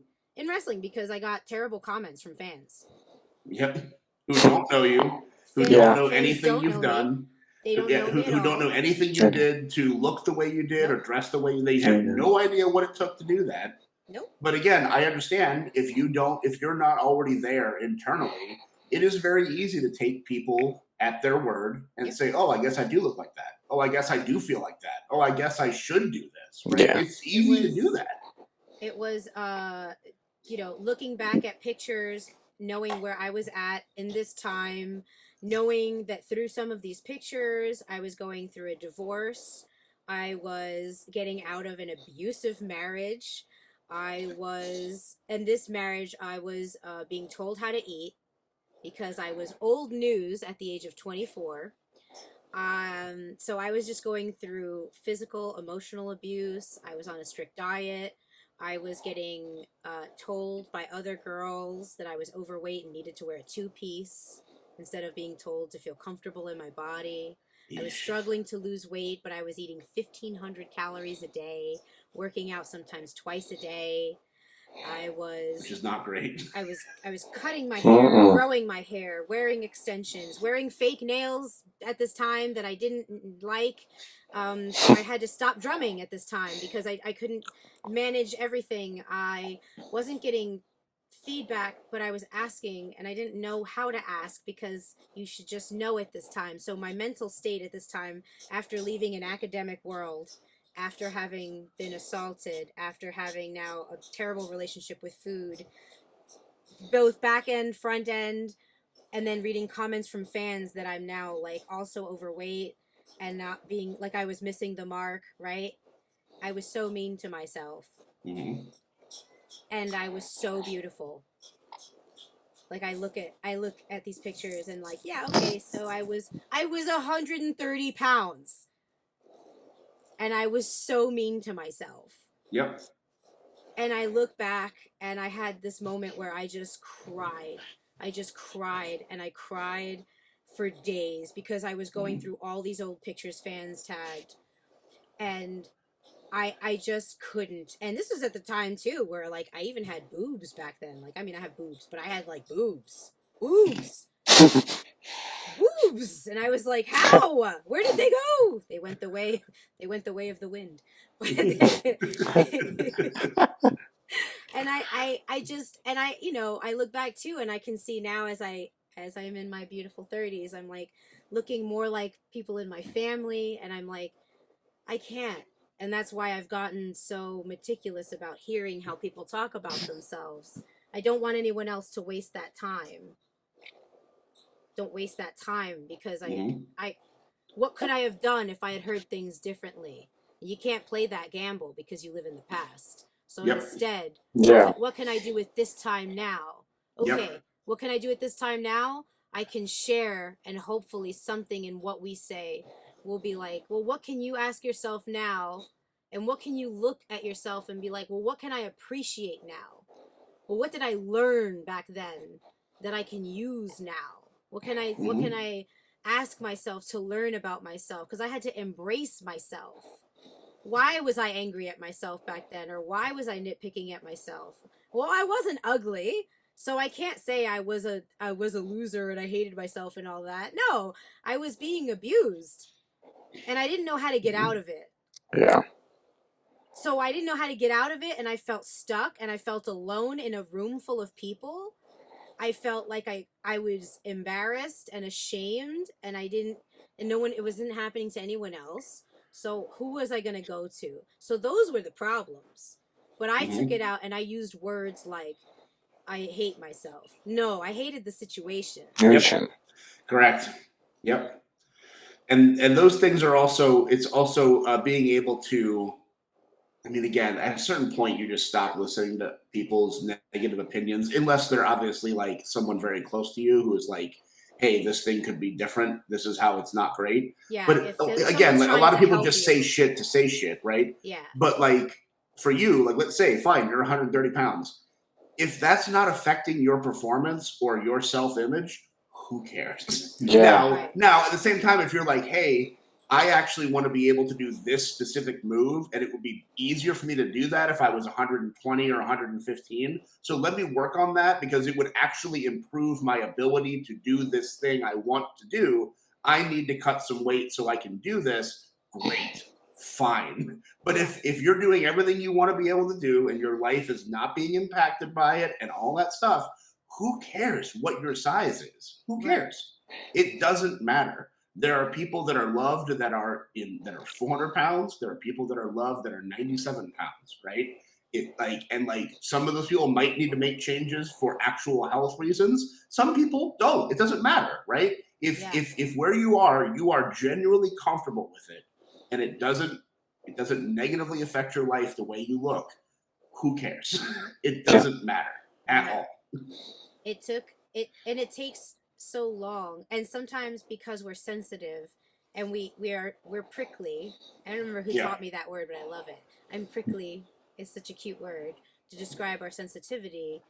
Like, you know, we're sensitive to these words we hear. So as soon as someone says it, like, we're ready to grab it because it's like a thing we're sensitive about. And you know, like I have 5 animals, so if someone says it smells like animal, I'm like sensitive, right? Like, so we have those things that we're ready. Yeah, but also like no shit. Right. But you know what I mean, right? It's an example of like the things that we are conditioned and ready to turn into something. We're ready to put weight on it. Correct. So we lead with, well, this is a shitty thing about me. Yeah. So you should understand that this thing sucks about me. Yeah. Okay, it's out of the way. I addressed it. I can move on now. Right. Right. Which no, because then we're leading with that. No. And that was something I also had to like learn, that like people just do that. We all do that. I do that. We all do that. We're humans. It's a defense mechanism. It's Game of Thrones. It's like, no, if I lead with my scars, no one can make fun of me. Right. Correct. Which is, I mean, I did that for a long time as well. But also, I do think there are times where negative self-talk can be good or at least acceptable, because there are things that you're going to be bad at that genuinely don't matter, and it's fine for you to say you're bad at them so that you don't worry about those things. Like, I suck at playing baseball. Oh yeah. I'm never going to be good at baseball. Oh my God, all the sports balls. And I don't care. There's like, a difference. I 100%, because it's a thing that I could do, but I'm not going to put any effort into it because I don't care. We're saying that's a great point. And saying I'm a terrible baseball player is different than saying I'm unlovable because I'm fat. Right? That's a huge difference. Not the same thing. Yeah. Yeah. There's a difference between like I can't play basketball. Like I'm a terrible basketball player, never making it to the NBA. Right. It's like, but also it's one of those things where it's just like, you know, like, also that means don't invite me to play baseball with you. I'm happy to tag along and watch you guys do it, but like, I take no joy in this thing that I suck at. Right. So why would you do that? Right. But when it's a critical personality thing of like, oh, now I'm defining myself by, like we talked about, my neediness or my temper or my whatever it is. If that's how I'm defining myself, that's where you run into the real problems, right? Where it's fine to just be out front with the things that you are not good at. There are tons of things we are never going to be good at, because I've got friends that want to be good at everything. Like, hey, I've trained for this long to play the cello. Great, you're an amazing cellist. Yeah, but I can't play the French horn for shit. Who cares? Who cares? Yeah. Like, you don't need to be good at everything. You don't. And like, if you just focus more on the cello and become even better at it and lead with how good you are at that, why would you lead with, well, I'm never going to get second chair in the orchestra playing the trombone? Yeah, no shit. You've played it 3 times in your life. Why would you want that? Why would you set that as a goal? It's so funny though. I think, like, to get a little serious, I think that's a certain personality type. Sure. Because there are people who can only define themselves by the things that they've done. It doesn't matter Right. who they are or how they act. Their personality is their task. So, like, Yes. I've met with musicians, like you're saying, I've met a lot of musicians who are like that. Like, it didn't matter that the entire concert was perfect. They know they messed up that one note for that 1/2 a Oh, well, millisecond yeah. that no one heard. But that's yeah. But again, like, but that's also fine because again, like, most people in the audience aren't gonna know it, and it's. Yeah. I also understand. I want to be the best I possibly can be, and any mistake is a mistake, and especially when you do define some of your personality around. I do this thing. I am a professional trumpet player or whatever. Yeah, that's right? different. If you hit a Being flat being a note, musician. It's right, different. then that is negative, right? Like you could have maybe done better, but also like you said, you have to bring yourself down from that level and say, but did it really affect the piece? Yeah. Yeah. You still have to learn that though. Because, like, on a simpler level, my mom was like that with cooking. Yeah.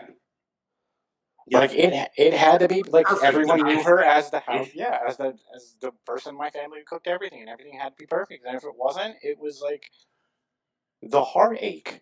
Right. It's like you could see that she felt like she was less of a person because the mac and cheese was only warm and not hot. Because I made 30 other dishes. Tucker, to Tom's point though, that is something that we also have to learn to embrace and be softer with ourselves about. That's what I'm getting to. Yeah, like I'm sure she cooked amazingly though. No, that's the whole thing, and like everyone didn't even notice. But to her, she's over there with a thermometer. And she should have just been softer because I had to stop after my concussions. I had to stop because I was the same way about my cooking. Yeah. And I would be mad. I would be mad and be very quiet if it wasn't. And I would watch people eat and I'd be like, is it okay? Is it edible? Is it all right? And then I'd wait. And then if people didn't eat it all, I would be very sad. And not say anything. For sure. Yeah. And then I was like, why am I doing this? I'm giving myself a stomach ache. I'm just making myself sick because I couldn't say anything because I don't have jurisdiction like your mom. I don't have mom status. I'm small, no kids. So I would just be like, this is great. Yeah.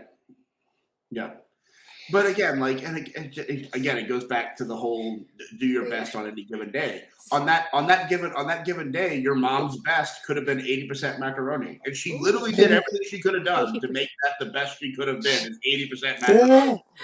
But like, she can't understand that, and she can't understand that literally I did everything right that I was able to do right. Well, it's not 100%. Yeah, but you couldn't have done it. You could have relived this day 1,000 times, and you never would have done it. Stop worrying about it, right? You know what I mean?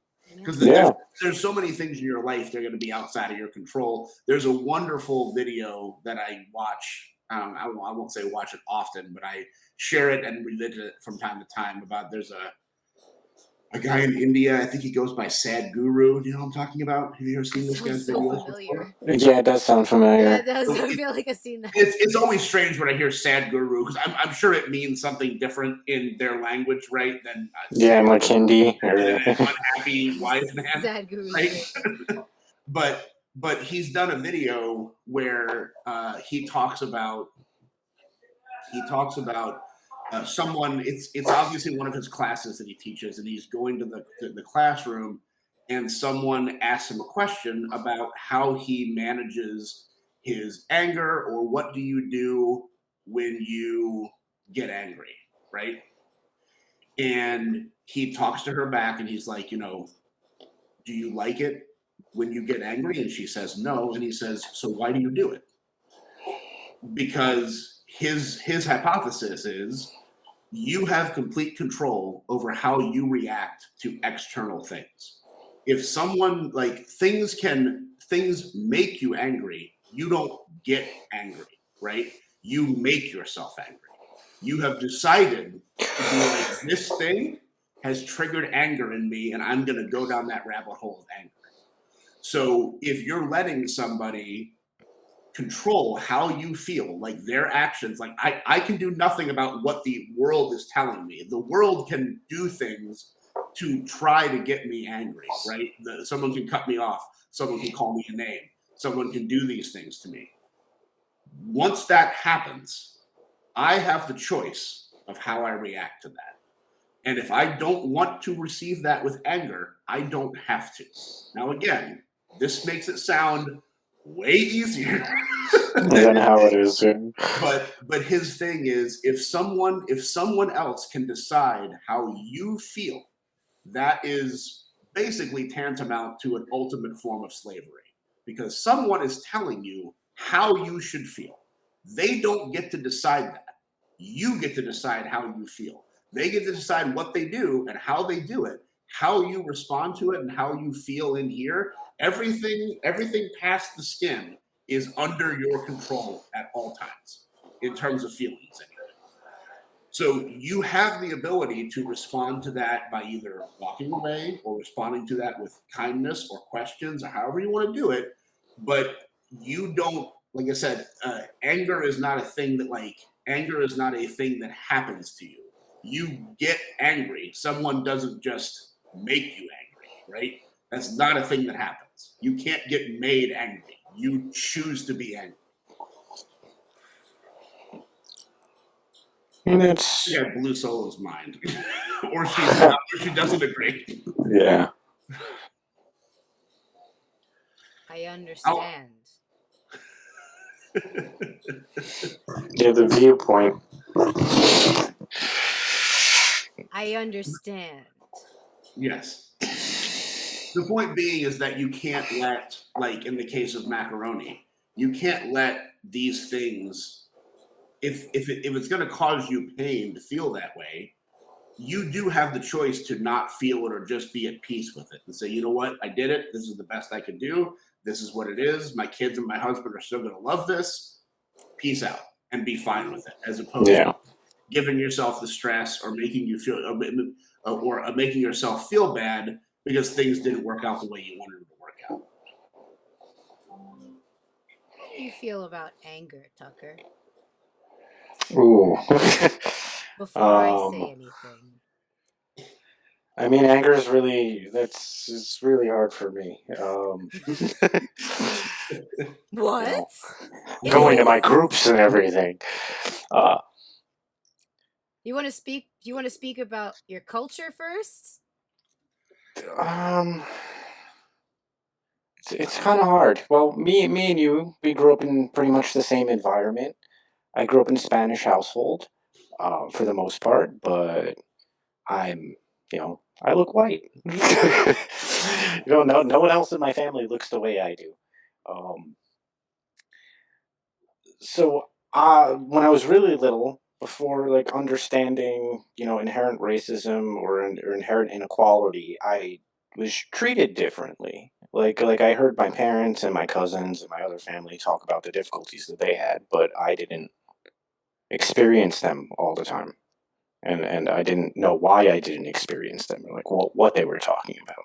And I grew up with a bunch of angry people, like people who were angry at society, how society was treating them. And I didn't see it until later in life when things got a little more complex and I was out on my own with anger kind of start to arise. Or or I guess a better way to explain it is how I get to express my anger. In a socially acceptable way. Are you comfortable sharing your culture with the audience? Is Tucker? I don't think everybody knows you. Well, I am Puerto Rican, Dominican, Haitian, Italian, and Black. Some little bit of everything that New York City has to offer in the Bronx. Nice listening there. Thank you. Yeah. But yeah, for me,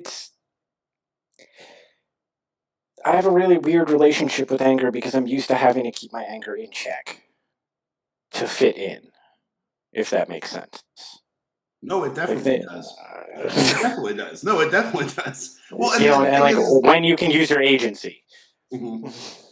Well, the thing is that anger doesn't always have to be a negative thing, right? Like anger can be channeled into social change and friendship changes and relationship changes. Like there are healthy ways to process anger. It doesn't mean you should never feel it, right? Or never go about it. Yes. It can be an extremely powerful tool for change in a micro sense and a macro sense, right? Like all of the civil rights movements we've ever done in the country, but all the stuff Yep. we've done so far came out of anger, right? It was, Yeah. this is not right. This is fucked up. This doesn't make any sense. And that anger was channeled into a way where things actually changed and were productive and had massive impacts on the way certain groups of people were seen and presented. All that stuff that happened because enough people got pissed off, right? Yeah. Anger is not a bad emotion in the right circumstances, right? But there are things that you don't need to get angry about, like, oh, this guy cut me off. I'm not saying you can't No. get angry about it, but like it's not like nothing's gonna change what happened, or oh, I stubbed my toe, or oh, my keyboard isn't working, whatever. Like, yes, it's annoyances, but like, why would you waste a feeling as powerful as anger on a fucking $50 keyboard? Waste it on changing your friends, your relationships, changing society, changing how things are perceived. That's what anger is for. It's not for the dog got into the garbage, so I need to kick it. Right? That's dumb. But I feel like a little piece of me is it more goes back to I don't even have that right or agency. I don't get the Okay. choice of when to be angry or when to not be angry. It is never. You cannot show your anger because then you are fulfilling a stereotype. Ah, So you don't get that agency to be like, I'm angry and I'm going to choose what I want to be angry and what I don't want to be angry about. It's, I'm always angry and this is a baseline because society is inherently unfair. correct. Not saying, not saying that like I wish it wouldn't be different, but it's just that's how societies build themselves, and I Correct. No, understand. you're 100% right. But Yes. for me, I had to learn how to process that I also have that right because there's a lot of upbringings where you feel like you can never have that right, no matter what. And I had to discover a way to find that agency within myself. Mhm. That realizing, yes, I might piss off a bunch of people and I might lose a bunch of friends, Mhm. but I also can't be a caricature of myself or I can't be a little bit less of myself because I did that for years. Yes. Wanting to fit in. I wanted to be the white kid. Right. Like it sucks. I have nappy hair. If I take off my hat, I got nappy hair. I shave my head, but I'm gonna grow a fro. And I also have blonde hair and green eyes. So it throws people off. Yep. Yep. So but even that, like I would get upset about things and mention other people as equals or within my group, and it was not always accepted, or I wasn't given the same outlet, or I was told by someone else who was in a different subculture that I should agree with them because I look like them, and they would Right. say something about people of my subculture, and like how I would have to then check my anger because I'm in public or I'm at work. Yep. Yep. and like things like that, and how for some people your agency is always in check, and it's always in check in the like out of nowhere places. Like I have to check my agency in a Walmart. Yep. It's like, But this also goes back to the very first thing we were talking about all those people, about how you decide what people aren't worth listening to. If yes, someone's baseline reaction to you existing is the way I picture you isn't the way you are, so therefore you're wrong, yeah, that person doesn't need to be in your life, and who cares? Like for for me, I've used it to educate those types of people. Right. Where I'll let them go on their whole tirade, and then I'll be like, "Well, I'm this way, and like you've known me for months, correct? And you love me. Like Right. we have some sort of working relationship. Yeah. I just want to throw this little piece of information out there, and like see how this settles in your brain, and I'll see you next week, sir." Correct. 100%. And sometimes they never come back. I work retail. Sometimes they come back, and it's almost like seeing a completely different person. Correct. Yeah. But that's also one of the hardest things about growing up, just in general, or really just also discovering yourself, is the more you learn who you are, and the more you bring that to the surface. Like my ideal goal, or my end goal for my life, is to, whatever is in here comes out. And I don't have, like, not saying I have to have no filter, right? That's a thing. You should have a filter. Yes.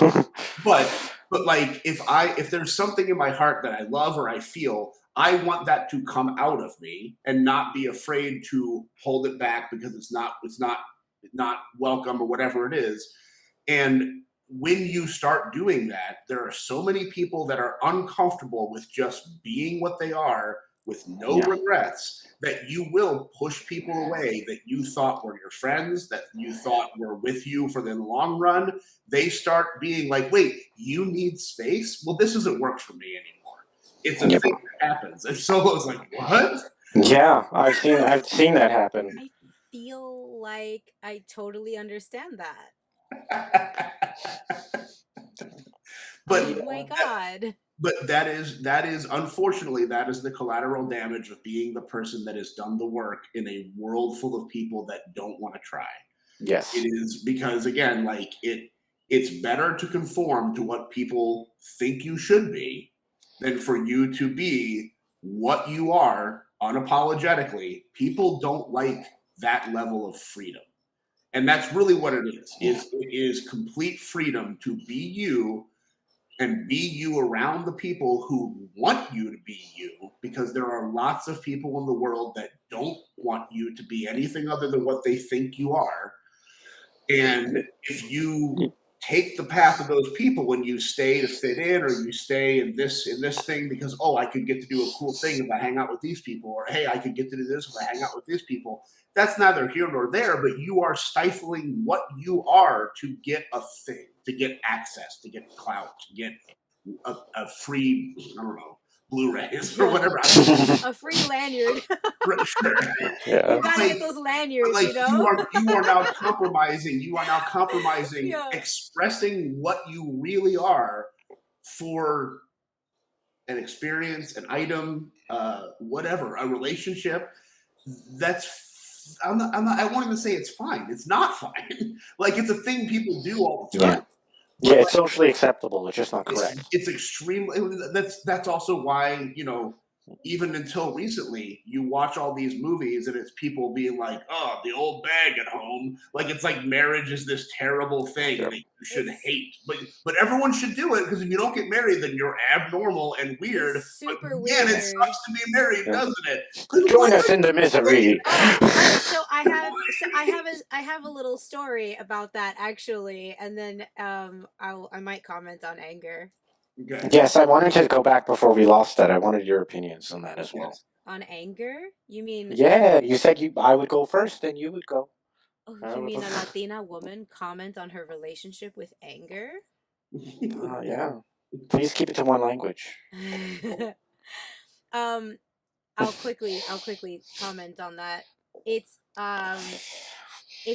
an ever struggle, because I was taught to never show it, because we are a stereotype.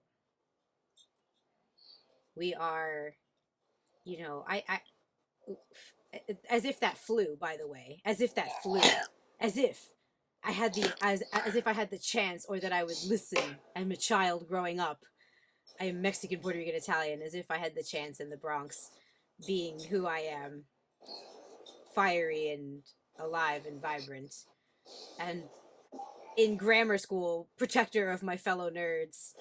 I would see them get picked on, and I would beat them up before I met you, Tucker.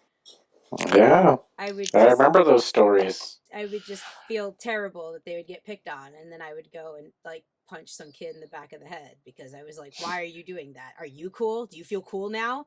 Do you feel cool about that? You look a cool kid? Pull up your pants. You look dumb." And And then then you professionally started punching kids in the back of the head. it felt really cool when I did. Mm-hmm. Because those kids started hitting me up in the DMs being like, "Oh, I see you're a wrestler now." And I was like, "Oh, I'm sorry, leave you on red? Bye." Yeah. We were No, we weren't. Don't even use the F word. Nope. Yeah. No, Nope. so No. many F words we're not using tonight, and that's one of them. But it was very difficult because I have a wonderful, perfect mom. And by perfect, I mean she just kept showing up and loves Yep. me no matter what, and just was open and honest and like human. Mhm. Talked about everything and talked through everything and talked with everything. And if something didn't go as she planned, guess what? We were talking through it. And if I had weird emotions about something, we talked through it because she showed me the integration of speaking through it. She showed me the integration of self inquiry by showing me how she did self inquiry. I didn't understand that when I was a kid until I got older. And I understood that she literally taught me how to self inquiry by just saying everything out loud. Mhm. How fucking cool is that? She's like, "Oh, there's a name for that?" I said, "Yeah, it's like cognitive behavioral therapy." She was like, "Oh, Hey, just do it. that's cool. That's great." Yeah, they came out with Yep. that when I was like in the 70s during the ERA. It was great. I was like, "What?" Like she just, just drops things like, "Oh, yeah. But we were taught to be careful because we are exotic. Don't fall into the wrong hands because we are a fetish. So if I elicit my anger, right, that now I am a show. I am not going to be taken seriously if I am Yeah, you become a caricature. I am a caricature. And so then I started to be quiet about it. But then over the years, people thought my boisterous passion was anger. They thought that when I be passionate, like here, when I'm like, haha, love yourself, blah, Muppet sounds, blah, blah, blah, they're like, whoa, she's mad. Even friends that I had that I no longer speak to, they're like, well, it's just really tough to tell you things because, you get real mad. And I was like, when have I been mad with you? Mad at others, maybe. And I think back to these conversations and I go, I was passionate. When I'm angry, I am silent. When I am angry, I am plotting my exit. Yep. And you should be terrified because I stop speaking because I have no longer any access to you and our communication has died. When I'm Yep. angry, truly angry, it's because I no longer feel like there's a connection between us that is viable because you and I have our communication is dead. And Yep. now I'm angry because I have put so much effort into our relationship and it's now going nowhere, which means I have to leave and I am angry about it. Yep. So Yep. when I'm really angry, you should be worried Yep. because it's radio silent and you might have a fish in your trunk. Yes. Because I love angry old men and I like pranks. And that is where I get my hijinks from because I definitely don't want to actually hurt you, but I will inconvenience you. Yep. That explains the smell. Exactly. Do you know what I mean? And then because of everything Tucker said, I also have to be very careful about how I express my anger. But also, anger is very good in the way that Tom was saying it, because it can cause change.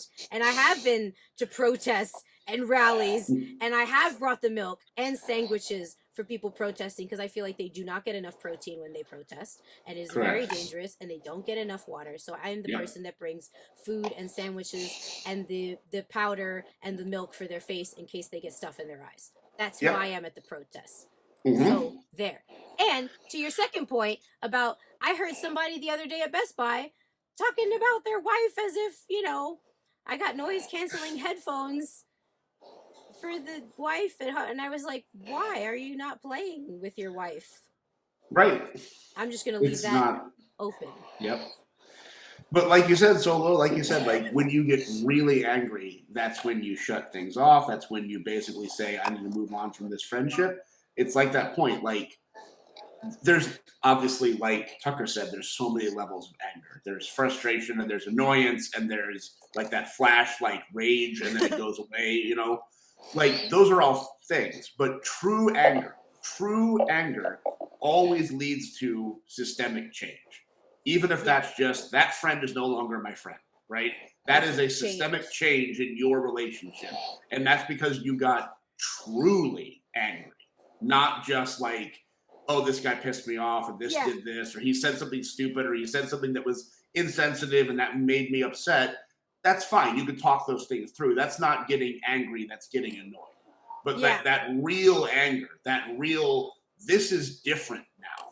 This is different now. Yeah. It's different. It's a different level. And like those and every emotion, there's like a different gradient for it. Right? Like that, like what I was saying before about happiness. I think happiness gets like a different level of pressure that people put on it, that it's like supposed to carry this like unimaginable weight for people. Like, haha, I will achieve happiness and then everything will be perfect. And it's like like it's a physical trophy. like if anger can't do whatever it is we expect anger to do, like, you know, anger has a gradient. Like happiness is not like Superman, and it doesn't just like cure things. Nope. It's a gradient, and like we choose it, but it's also like a relationship. I feel like it's in the same room as anger and sadness, and it's all, everyone's hanging out together. Like we all saw the movie Upside Down. Yes. Inside Out. Inside Out. That's the one. I have Boy, You Turned Me? Huh? Oh. Still got my shit in. Wow. I got 5 moves. Mm-hmm. If they talk about it in delay, I was like, what, 2 streams ago? But it's the same thing with that, like. Yes. Iconic one. Yes. Happiness is not a cure. Happiness is something you can feel. Like, I feel happy. Like, if I'm just laying around my house, spending time with myself, I feel happy most of the time because I know what this feels like and I'm comfortable in this, right? I feel happy, but like me feeling happy doesn't cure the problems that I have. It's like, oh, I'm at rest and I'm at peace, and that's a wonderful feeling. But then I get up and I do something and I'm no longer happy, right? Now I got to do this, or hey, I can't do this as well as I'd like to, or hey, I should have gotten up earlier, or hey, I should have done this, or whatever it is. And then you start going down that well of like, oh, this thing sucks about me. But then you do find a place, ideally, after you put the work in, you find that place where even though all these little things that you don't like about yourself or wish you could do better or wish you weren't, it still doesn't erase the general sense of peace you have about being who you are, right? There's all these things that you wish you could do. Oh, I wish I could make better than 80% macaroni. You know, I can't, right? Yeah. But also I wish, but like, I don't have to wish that I am a patient, hopeful person. I am that. That's never going to change, right? Doesn't mean that while I'm waiting and hoping, things don't suck. But I know that part of me is true and is never changing, right? Yeah. And while I'm doing stuff, I also am happy. I'm happy again because, like, correct. In and of itself, throughout the day, I try to remind myself I'm doing a thing that I'm happy I'm doing. Yes. Yeah. Yes. And it's, like I said, it's just when you get to the right point, it's when you just spend your time with yourself and you have nothing else to do. It's easy to get frustrated with yourself when, like, you know, you got to do a thing and you didn't do it the way you wanted it to do. Yeah. But if you are just sitting at home or sitting wherever and you have no other responsibilities and you feel at peace, then you are doing something right? Because there's a lot of people that they will never leave themselves alone. Like, even in those quiet moments, their head is still filled with, you know, you should be this, you should be this, you should be this, you aren't this. And once you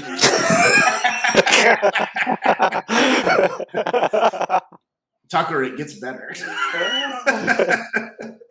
But, and again, because again, you start being able to sort through what is truly valuable about yourself, and the things that are nice to haves, would be nice to have, like wish I could, but those aren't the definition of who you are, right? You can start saying, yeah, this is never going to be perfect, because I am never going to be perfect. I love myself and I love who I've become because I've seen those changes over the last half decade. But there's so many things about myself that still suck, that I don't like. That doesn't mean that I'm not happy with where I'm at right now, because 10 years from now, I'm going to be happier about the things that I have changed. And then I'm going to find a whole bunch of new stuff that I wish I could change. Right. Mm. So it's always progress, never perfection. You are never going to end up being the perfect version of yourself. You can only get better. One of my favorite lyrics from a Mastodon song, who is a great sludge doom band out of Atlanta for all you metalheads, is you're not failing if you're trying. And that's it. Like, you don't have to do it right. Did you get up and do the thing? Cool. You didn't fail. The end. Yeah. And did you go back to bed kind of depressed? Well, that sucks, but you didn't fail. No, right? You tried. Yeah, that's definitely one great thing I learned from wrestling.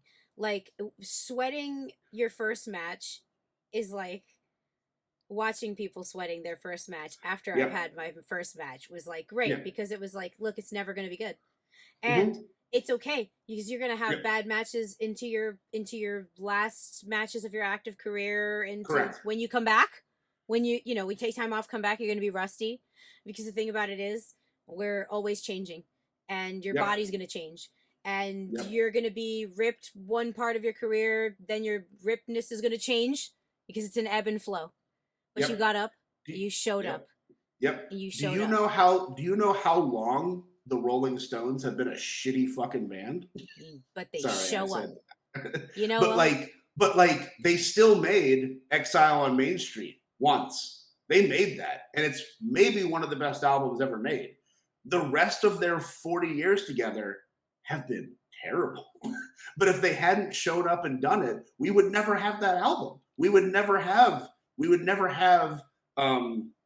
Wild Horses. We would never have Give Me Shelter. Yeah. There's so many crappy songs. There's so many. But they did it. They kept doing it, and they're keeping doing it. And all that matters is that at some point in your life, you produce something awesome. And even if it was only a fraction of the output that you've done, you did something incredible. And it's because you never stopped trying to do something. Yeah. You just got to keep going. Because if you're given the opportunity, like the way I see it is, you wake up. I got a little buster hair just like floating around in here. It's lovely. But you're given the opportunity and you wake up and you just do your best that day. Like, that's okay. Mm-hmm. And the one thing I want to personally do that I've talked about on Threats before is like keeping up with my journal a bit more, to acknowledge that. Just to acknowledge that. Because as the type of person I am, where I work away from shoulds a lot. Oh, I should be doing this. Because I need to be productive. Because I'm pursuing my dreams, I need to be productive. No. Yep. You need to rest, or else you can't pursue those dreams. I'm also working on that. You're gonna be a tired ass. I was writing yesterday. I was writing for the show, and I passed out. Like, I didn't even get to decompress or take my makeup off. I had the book in my hands, and I was like, "Oh yeah." So it's like, okay, new plan. You schedule time, and then you actually stop. And you write down in the day things you did. If your journal entry is everything you did that day, then that's your journal entry, because then you're going to see how much you actually do in a day. Yep. And then you're like, oh, okay, because include your chores. and like what things that I would do in my schedule is not include things like the shower and the time to eat and all that, and then I would book myself too heavy and I would not eat or not, like that's what I was doing like a few years ago, and I would just like not eat and stuff. So I started to like make time for that, and then it started to get better, and now I'm gonna like write down everything I do to appreciate it more, because we have to do those things to kind of give ourselves the appreciation and allow ourselves to stop, because we're a work in progress. Always. It's linear. I am curious, Ectonic One, what are you journaling before you go to bed? You're saying you're asking yourself hard questions. Is that the journal? Is how did you feel? What did you accomplish? What didn't you accomplish? Or is it what Solo said and you're writing down, hey, I did do this? Like, I'm curious what your routine looks like from a pre-bedtime journal. I know it'll probably take a little bit of time to respond. Yeah, I definitely want to get better. I think with this new, like for instance, starting like pursuing your dream and also having a job, right? A lot of us are going to be doing that, especially in this world where it can be more possible than it was for previous generations. So like do things like stream or do things like create music and hold a job and, you know, all of these things that weren't available to our parents and such. Like, I think it's going to be important to make sure we carve out time for rest and self-care. I'm never gonna understand Diablo. I'm never gonna understand it. I'm old. I'm old, so like but you're not. I'm old, but I remember watching my friends play it. What Diablo 2 came out in what 97? Yeah, I was playing with people your age. Yeah. I mean, listen, it's fine. But I remember my friends playing it on their PCs in 1997 because we would have like LAN parties. This is like not that like the internet didn't exist, but it didn't really exist in that way. So we have to actually pick our computers up and bring them to someone else's house. So it was like I did that. And then you would connect them with LAN cables so you could play together in a room. And that was the day where you had monitors that were this big, and I had a 19-inch monitor, so it was like screen looking. pounds. Yeah. But regardless, we would do that, and they would play a lot of Diablo. I never had the game, so I just watched them play it. And this is what Diablo is on PC. Yeah, that's what it is on Xbox with the A button. What's the point? No, it's more. No, the point is for 8 the hours point to turn into a bear and to get pants. Hey. That's the point of Diablo. You turn into a bear, you get pants. It's We've more been than talking that, about Tucker. this all week. Don't It's minimize it. There's some things about demons. There's some things about Lilith, but the important thing is to get the bear a pair of pants. That is the whole point of this game. Okay, well, I'm positive. now we know we don't ask Tucker. But like, is the bear wearing pants worth 8 years of clicking constantly? Okay, we argued about this. I said the bear doesn't even need pants because he's a bear, but she said a bear has to wear pants. Bear has to wear pants because the bear turns into a person, and then your ding-along is going to be out. By the way, so that's when you turn into a wolf. And the wolf and the bear and the person all have a ding-along song, and we can't have that when you're walking along town. They have a ding-along song? Yep. Are you going to regale us with the ding-along song? Nope. I'm a B, here's my D. Okay.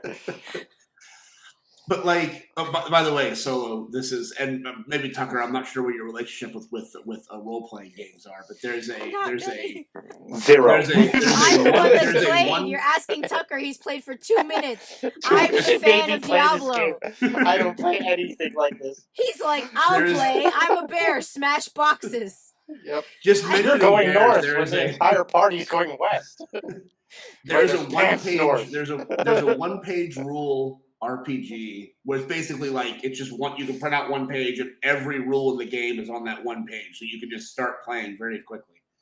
There's a game out there called Honey Heist where you all play bears and you are trying to plan a heist to steal the honey, right? God. But the world this takes place in is like the real world. So you have two stats. You have bear and criminal. This is my kind of game. And as you move through the game, if you get too high in criminal, you start wanting to kill people because you're just escalating your crime rating. And if That's how you get to cocaine bear, yeah. if you get too high in the bear rating, the people around you start being like, oh, this is a grizzly bear in a tuxedo. And you can't let your cover get blown, because then how will you steal the honey if they realize that you are a bear in a tuxedo? Ooh, that's a really tough dilemma. Because if I'm gonna wear pants, a tuxedo trumps pants.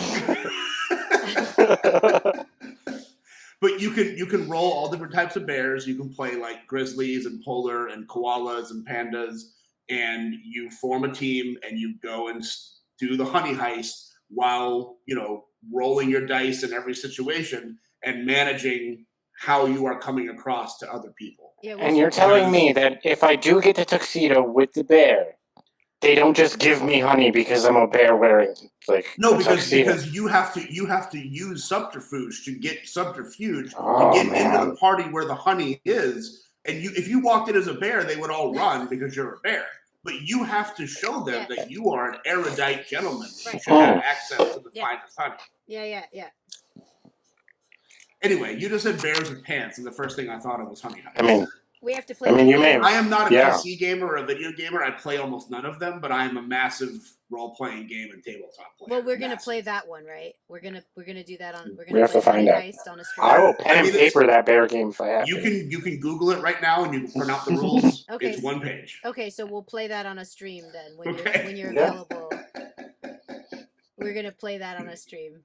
Absolutely. And Tucker will get his bear pants. Obviously, he's without having to click for 8 days a week. The only one that shows up as a bear in a tuxedo live, though, because. Anyway, sorry, I had to keep out some of my that away or move the conversation to an RPG, but bears and pants just triggered that in my brain. I'm derailed. Oh, and Van knows it. Van knows the game.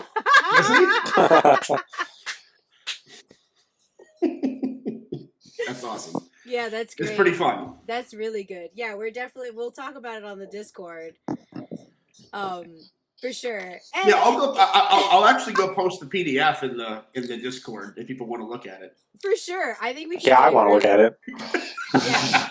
Post it on Discord. We'll get a group. If anyone's watching for the first time, please feel welcome. Check out the Reasonably Radical Discord and join our games. We stream 3 times a week, other than today, which is Sunday. And we do Reaper Madness, where we game and have fun and make voices. And sometimes I do dances. They're dances. Sometimes. They're adequate.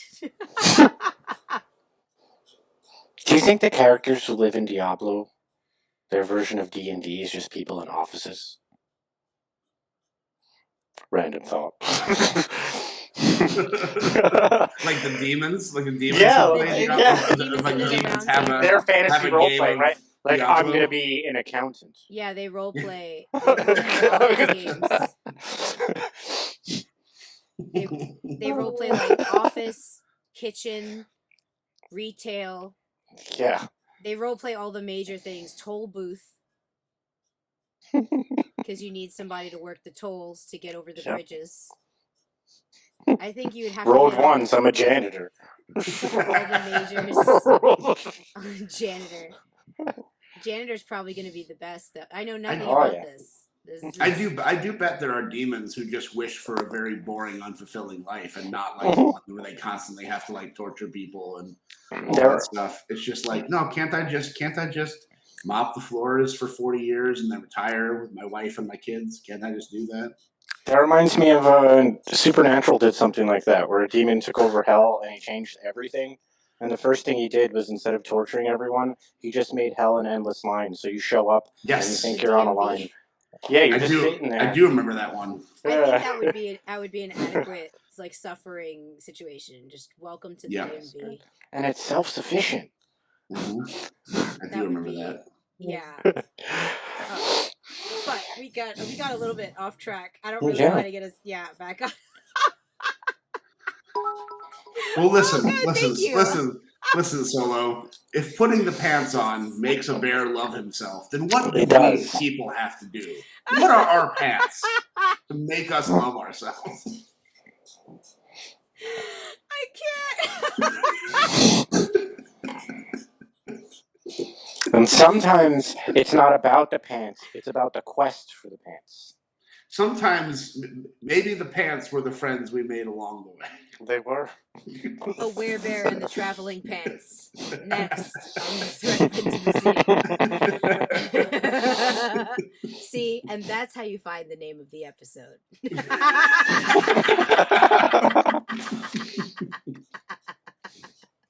I love a good callback. That's the best. Oh my god. I think some really good points and some major things were dropped. So I can understand that we have like rung through all of these like really deep topics of how to love yourself and where to even begin and how to ask yourself these questions, and also to like, make sure you're talking to a professional along the way. Does anyone in the chat have any questions for us while we're deliberating and getting ready to wrap? If a bear puts on their pants in the woods and no one's around to see it, do they really need pants? Yes, Andrew, that is the core issue with the Core argument here. Yeah, They never needed the pants. They want the pants.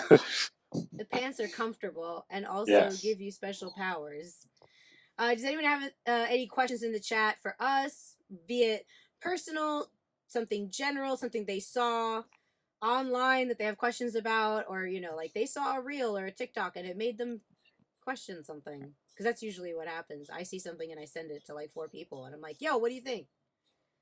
That's me a lot of the time. Mhm. I think it is really interesting that people have that kind of rhetoric towards relationships, though, where they like will regard their partner in a negative way. I'm not sure why you would want to be in a relationship if you're going to then downplay your partner. I don't want to be in a situation if like a partner is going to then be like, all saddlebags at home, like I'll deck him Oh in the no, throat. you're a team. You're supposed to be a team. Like I don't personally need that vibe, and if that's how you're talking about your partner, please ask yourself the question of why you want to be in a relationship in the first place. 100%. Yeah. Ask 100%. yourself why. Don't be in it because you feel like you need to. Don't be in it because you got to fulfill some kind of like like you need to impress somebody. You think society needs you to. Don't do that to that person. That person doesn't want that. Do you want somebody talking about you that way? Yep.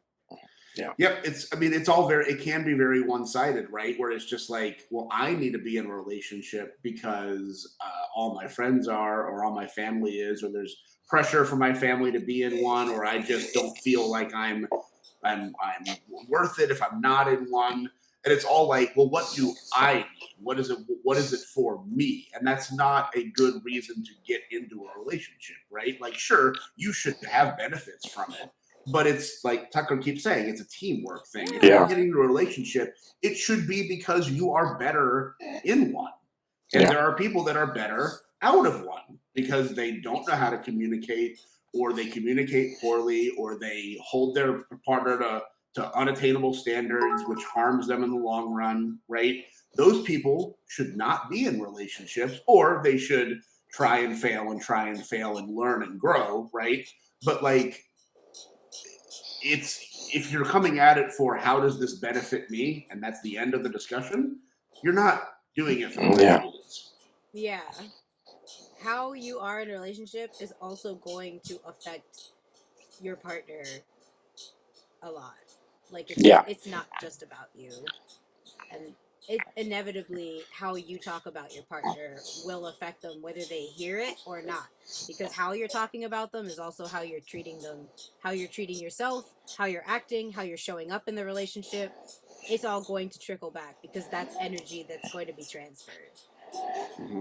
Like it's just inevitable. That's transferable energy. It's not a secret.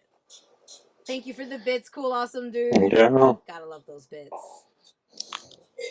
I know Solo loves her bits. Gotta love those bits. Straight up. All the puppy love. bits. Mm-hmm. Go ahead. Do you want to take this one first? You guys? Which one? Andrew. Andrew Okay. or Iconic. You could take Van first. That's Iconic. Okay. If you feel okay, so I'll answer Andrew's. Although I do want Iconic or Van to explain what a demisexual moment is. Is that like Orcus? That's a D&D joke. Oh. But what is happening here? Like, what is a demisexual? I don't know what that is. That's a sexual I have never heard of. Demisexual implies that. Well, I mean, I would consider myself demisexual, but that just means I need to be intellectually stimulated before I am physically stimulated. Like, I'm not going to necessarily have a physical attraction to someone without, like, some kind of connection first. No, I get it. Okay. Yeah, the emotional and the physical are intertwined in a demisexual thing. You can't have one without the other. Like a one-night stand would not be something a demisexual person would do. Today, I learned that I'm a demisexual. Today, this many years old. So, okay, but to Andrew, if you feel you're not established or ready to provide equal support, should you not look to pursue deeper relationships, or is that wrong? If you feel like you are not ready to provide the support, there's a couple things you can do. One, go to therapy.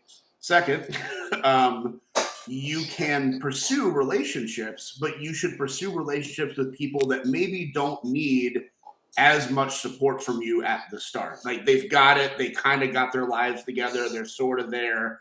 Because if you feel like you're crushed under the weight of someone's expectations, you got to communicate those expectations up front and say, what do you need from me? What can I do for you? And also, what do I need from you, right?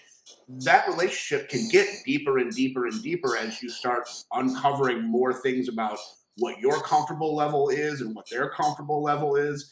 It doesn't mean you can't be in a relationship.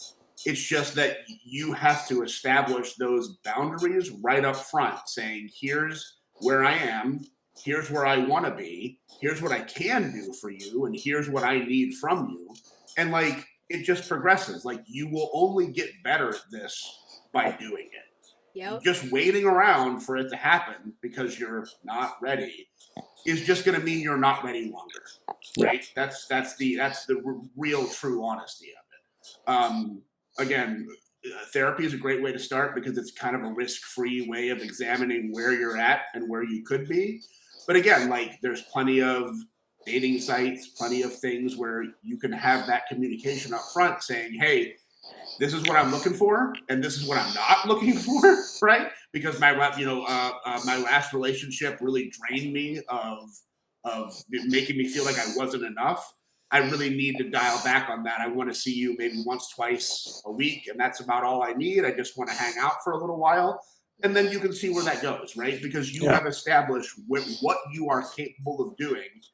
If you don't set your boundaries and make your availability known, then people may push you beyond where you're comfortable, and then you're not going to learn anything, right?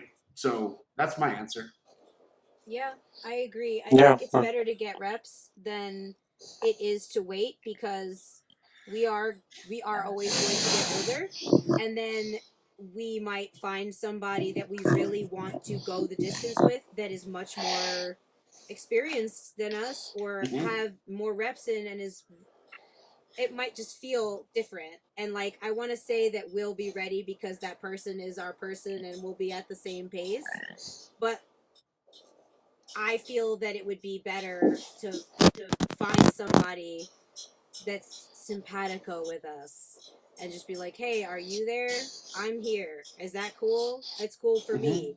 Cool. We can go out like once a week or once every 2 weeks. Our schedules are crazy. Right. Or I just need a buddy to go to the movies with.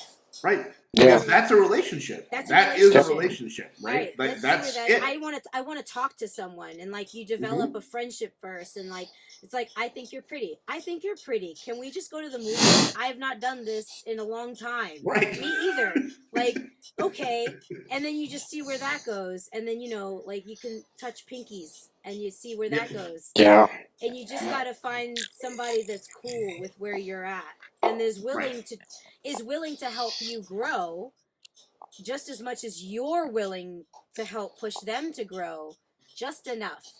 Because it's got to be just enough, because you can't stay comfortable, Yeah. or You you'll gotta keep never moving. get shit done. Go ahead, Sasha.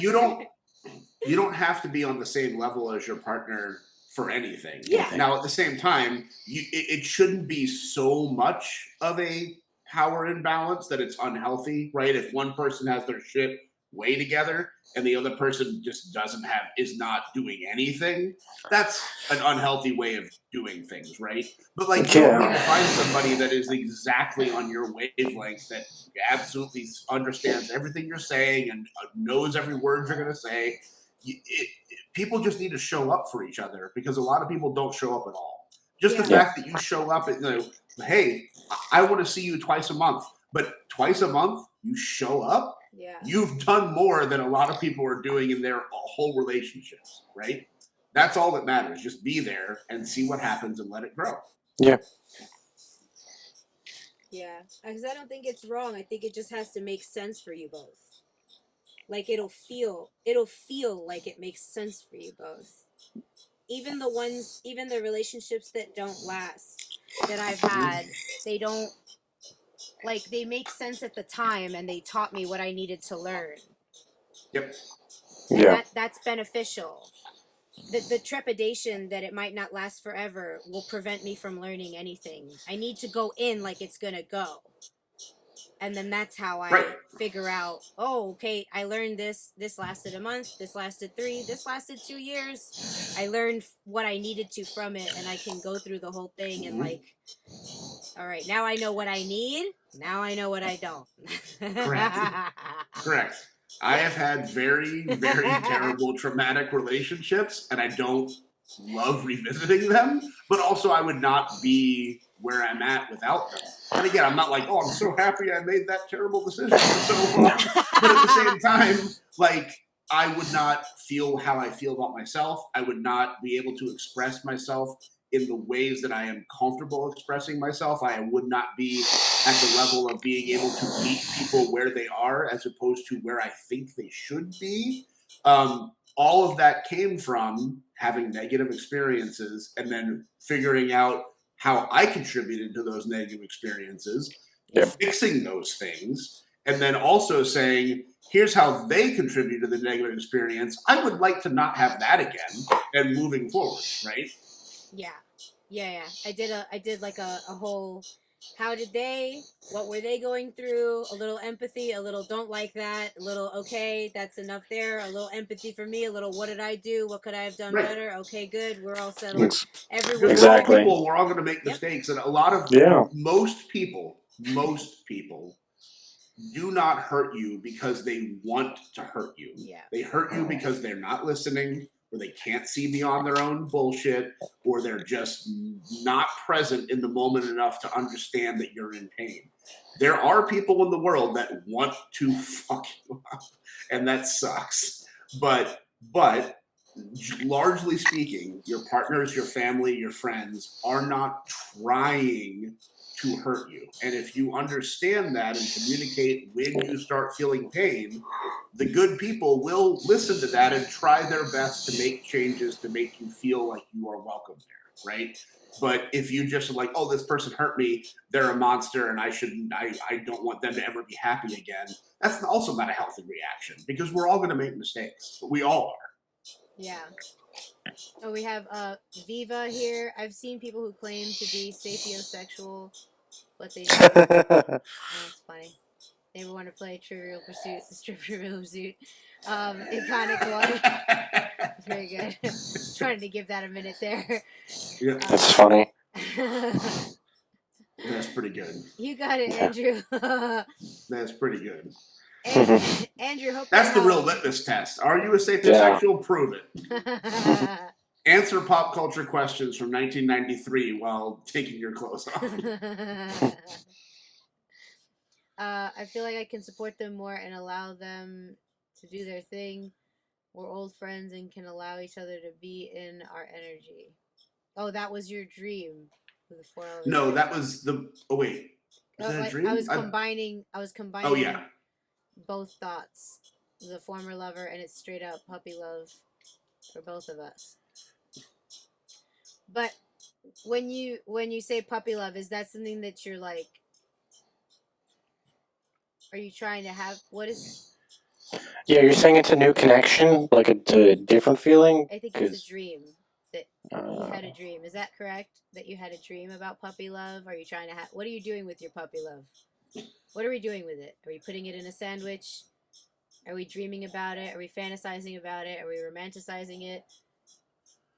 Because for me, I'm good on puppy love.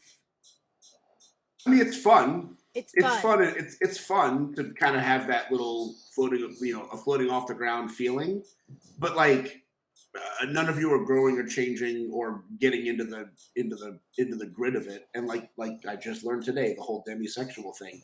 That's what I need. I need a mental, emotional connection and a connection that says I want to grow with you and figure this out. That brings me to the other half of the relationship. That's what actually gets me interested in doing this. Because just feeling nice around each other is fine, but that invariably will end. And if you don't capitalize on that, then what do you do? Yeah. It's merely a step in a door. Yep.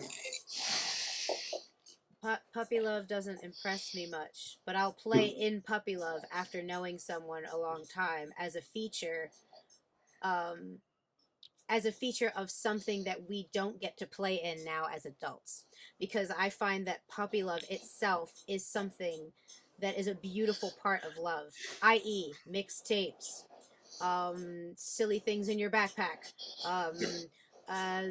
erasers that are shaped like animals and food. I think those things are wonderful. I think they are adorable. And yeah, look, you both are red and you're smiling. See, they work. But they only make sense after a connection is established and they are relevant to inside jokes, because that is friendship, my friends. Yep. Hard F. And so all of those puppy things are only relevant to the inside jokes built. Yes. But puppy love for me isn't like it's not an initial thing. So it doesn't work for me anymore. Oh, really? It's not like you don't feel that at all? Like when you meet someone new and you connect on all these cool things and you like the same stuff and you have kind of the same touchstones of movies and whatever, like reference points. Like that doesn't make you kind of like happy and giggly, like, oh, I'm connecting with someone on these surface levels, but they're really neat and fun and I like this. Like you don't get that anymore? Like, but are you going to like therapy though and like asking yourself like the really good questions? Like, but like how are you with yourself is what I need to know first. You know what I think's really hot? You know what I think's really hot? I want to know how you are with yourself and how you are with others. Yeah, no, I'm the same way. Like I'm not gonna base any relationship in terms of like, oh, but we both play D&D, so we must like each other, right? But I'll have fun. I'll have fun in the playfulness. Yeah, but yes, like once it goes anywhere beyond, oh, I like talking to this person and spending time with them, like you said, where are you at with yourself? How do you present yourself to me, right? Do you present yourself as I'm not worth your time, you shouldn't be doing this? Because if you're telling me that, then like, why? Yeah. Then if you're telling me I shouldn't be here, no, I shouldn't be here. If you need me to tell you why you're valuable, there's no foundation here. Yeah. Right? If I know that they value themselves, then I allow myself to have puppy love. When I was in my 20s, I would float on puppy love first. I reserve it. I don't let the puppy love out. I'll be like, oh, we like the same things? Yep. That's not going to sustain anything. Yeah. Nope. You ain't getting those erasers yet.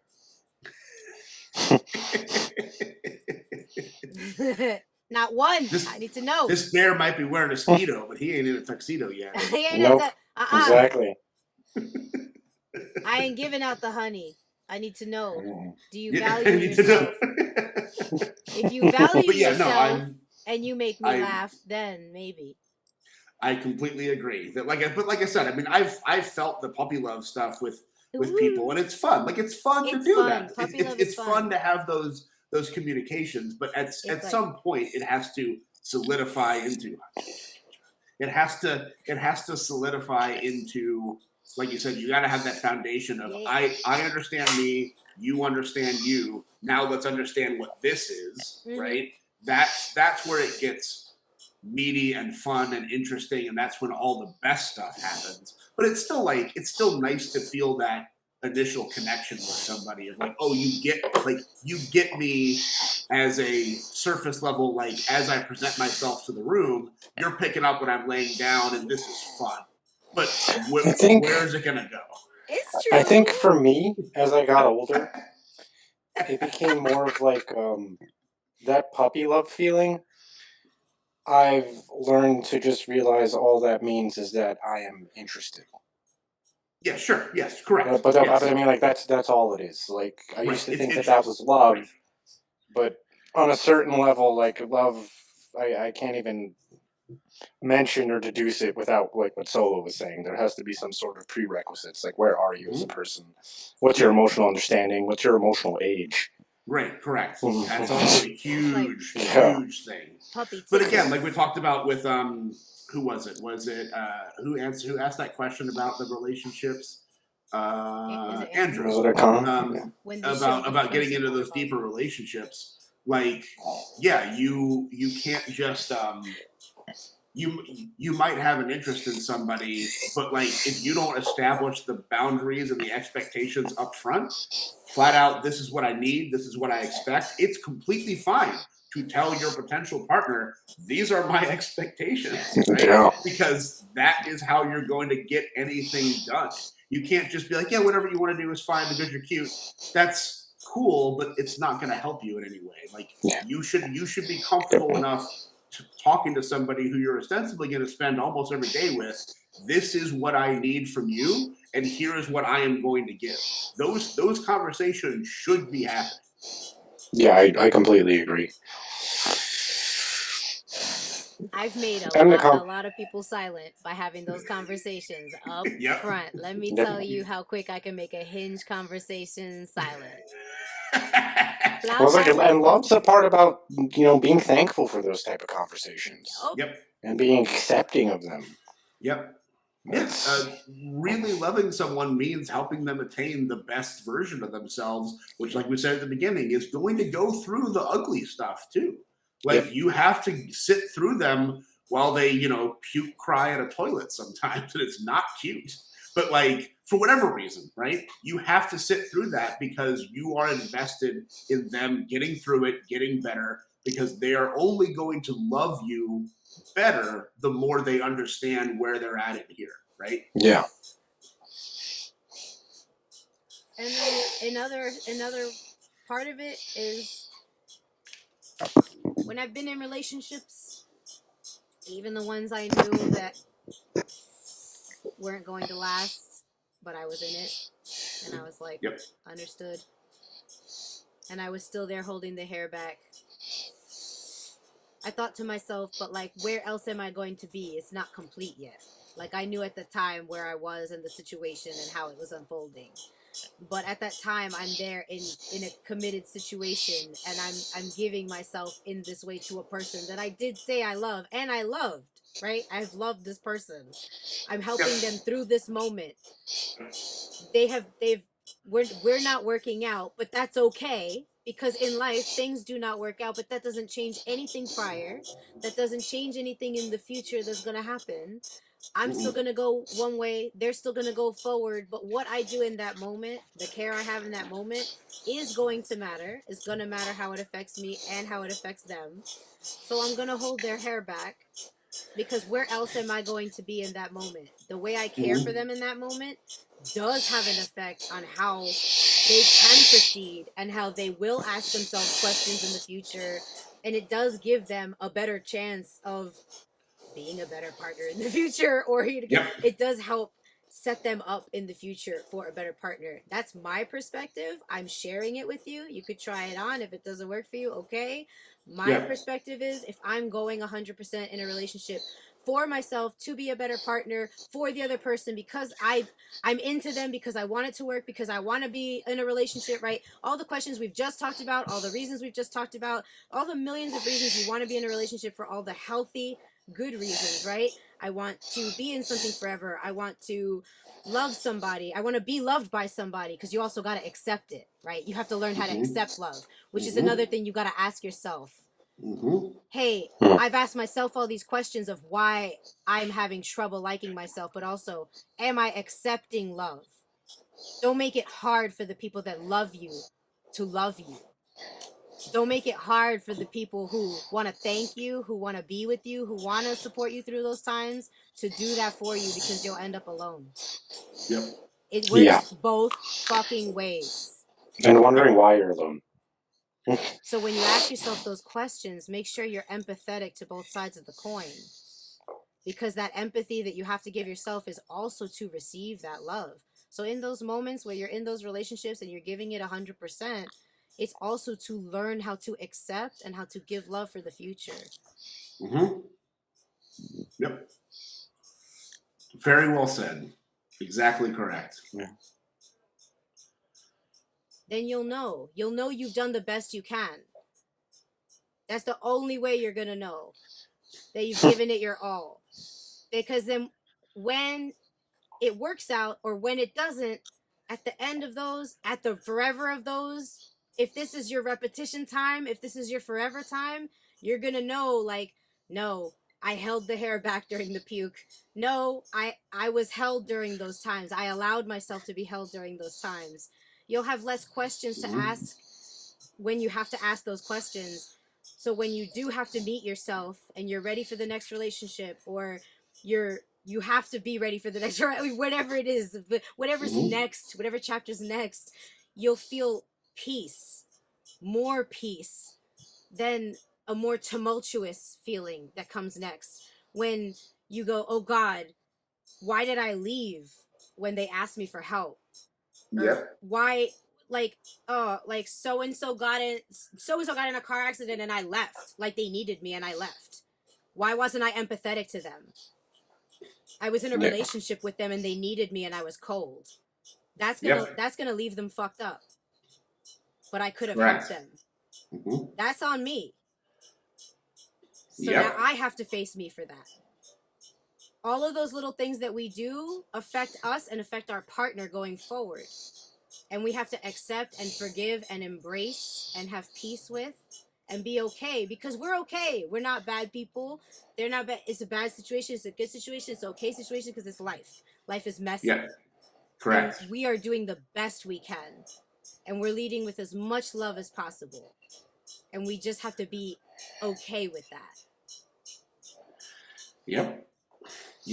You have to be okay with your partner failing you from time to time. That's going to happen, right? For like I said, not out of malevolence or out of any reason why. It's some people, not some people, all people can't be everything at all times, right? Things are going to be disappointing and be a letdown, but that's what love is working through it, because you understand that there is a greater thing here, right? Like, love is not only when it's happy. Love is all the time, right? All the time. And then also, you are going to be the person that fails your partner from time to time. That's going to be a thing that happens, right? And the way through that is you have to be able to forgive yourself first and understand why you did it, what it was, how you worked through it. Forgive yourself for those things, and then ask for forgiveness. You both have to be a part of that conversation, but you can't rely on your own self-worth to be entirely up to them, right? If they forgive you, that's awesome. They should forgive you. They're your partner, and they know that you're working through this. But if you're only letting them dictate how you feel about the situation, it needs to be both. You both need to be at peace with that and move forward, right? Yeah. Yeah. and that it's okay. Like, Yeah. I'm a person. I'm flawed. I'm gonna do the best I can. I'm Yep. gonna love you with everything I have. Yep. There's gonna be a day I don't do the dishes, but Mhm. I swear every time I can do the dishes, I'm gonna do the dishes. And also on the days I don't do the dishes, it doesn't mean that I'm mad at you or I It hate you. doesn't mean It I'm means mad I at you. didn't do the The dishes. dishes. And I'm Nope. and if something doesn't pass the sniff test, ask me. Right. And if I say something strange, trust your sniffer. Right. If it doesn't pass the sniff test, you know something's off. Something is off with me because we're connected that way. Correct. So we have Yep. to just trust our instincts that way. Yeah. It's almost like the 4 agreements are really important and make sense because one of them Trust your sniffer. is don't make assumptions. Don't And- make assumptions. Mhm. And if you think something doesn't pass the sniff test, do you know how you're going to find out? Ask. Just ask. Yep. Just ask. Because if you For just real. assume that you're right and you've assumed that person did this thing, that person did an action, and they must have done this action because of this and this and this and this, and that must be the truth because I've deduced it, you have just made up an entire fantasy story in your head about how someone else feels. What? Yeah. So have the courage to ask your partner and your friends if you feel slighted, disrespected, off-put, uncomfortable. Ask. Don't accuse. Ask. And Yeah. then if it becomes confrontational, move forward how that is. But I guarantee most of the time it's going to be like, oh my God, dude, I had no idea. I'm so sorry. I did not mean to make you feel that way. I did this, this, and this, and I wasn't in my right headspace. I am so sorry you felt like crap. Most people, that's how that conversation is going to go. A lot of that, like asking friends how something sounded. Can we ban Van from the chat? Yeah, I know. Van's about to get banned for that. Van's gonna get banned for the chat. Oh man. Yeah. Like, I know it's simple, but asking friends how something sounded and or hey, or I heard this, or hey, did you mean this, or I interpreted this way, gave me perspective on my relationship with myself. Correct. So even if you're struggling with how to ask yourself questions or be curious with yourself and have because that's my advocacy, right, is to be curious with yourself, and that's the developing of the relationship. Asking friends when you hear something how that sounded and getting curious about that and not assuming and just having more dialogue with your friends about how you're hearing things. I learned so much about my own filter, which gave me a clear perspective on how I interpret the external world. It was so critical because then I was like, oh, okay, on these days I understand, I hear things this way, I know myself a little more. Only because of the assuming makes a something out of you and me. Yeah. You did nothing wrong, Van, besides that.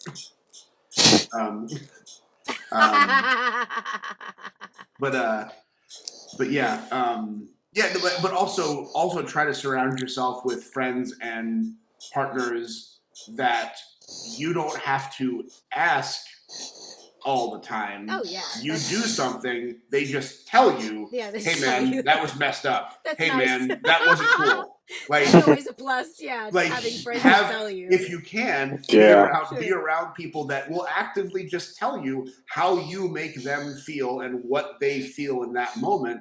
Because again, you don't know what you don't know, right? If I don't know what I just said was not okay, how am I going to correct it? Because I literally don't know unless you tell me. Sometimes you get that sense, you're like, oh, maybe I shouldn't have done that. Maybe this came off wrong. Sure, have the conversation. But it is nice to be around friends and partners who you say something out of pocket, and they're just like, stop that was bad, and move on, right? Yeah. I try to be that friend. I think we should all try to be that friend for some. Yes. But again, it can be tricky because there are people out there that do not ever want to hear a single criticism of anything they do. anything. It doesn't matter if it's like, hey, this actually made most of us uncomfortable. Well, it's fine with me, so why are you mad, right? And like It's like, it sucks, but that's also how you find out what people to not hang around with. Yeah. Right? You could also tell those people the same thing, but do it from a third person, and usually they'll agree that that's bad.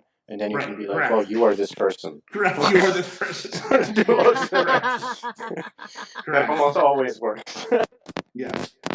Yeah. that's awesome. It's funny. It's a good tip, honestly. Yeah. Aha, the third person is you.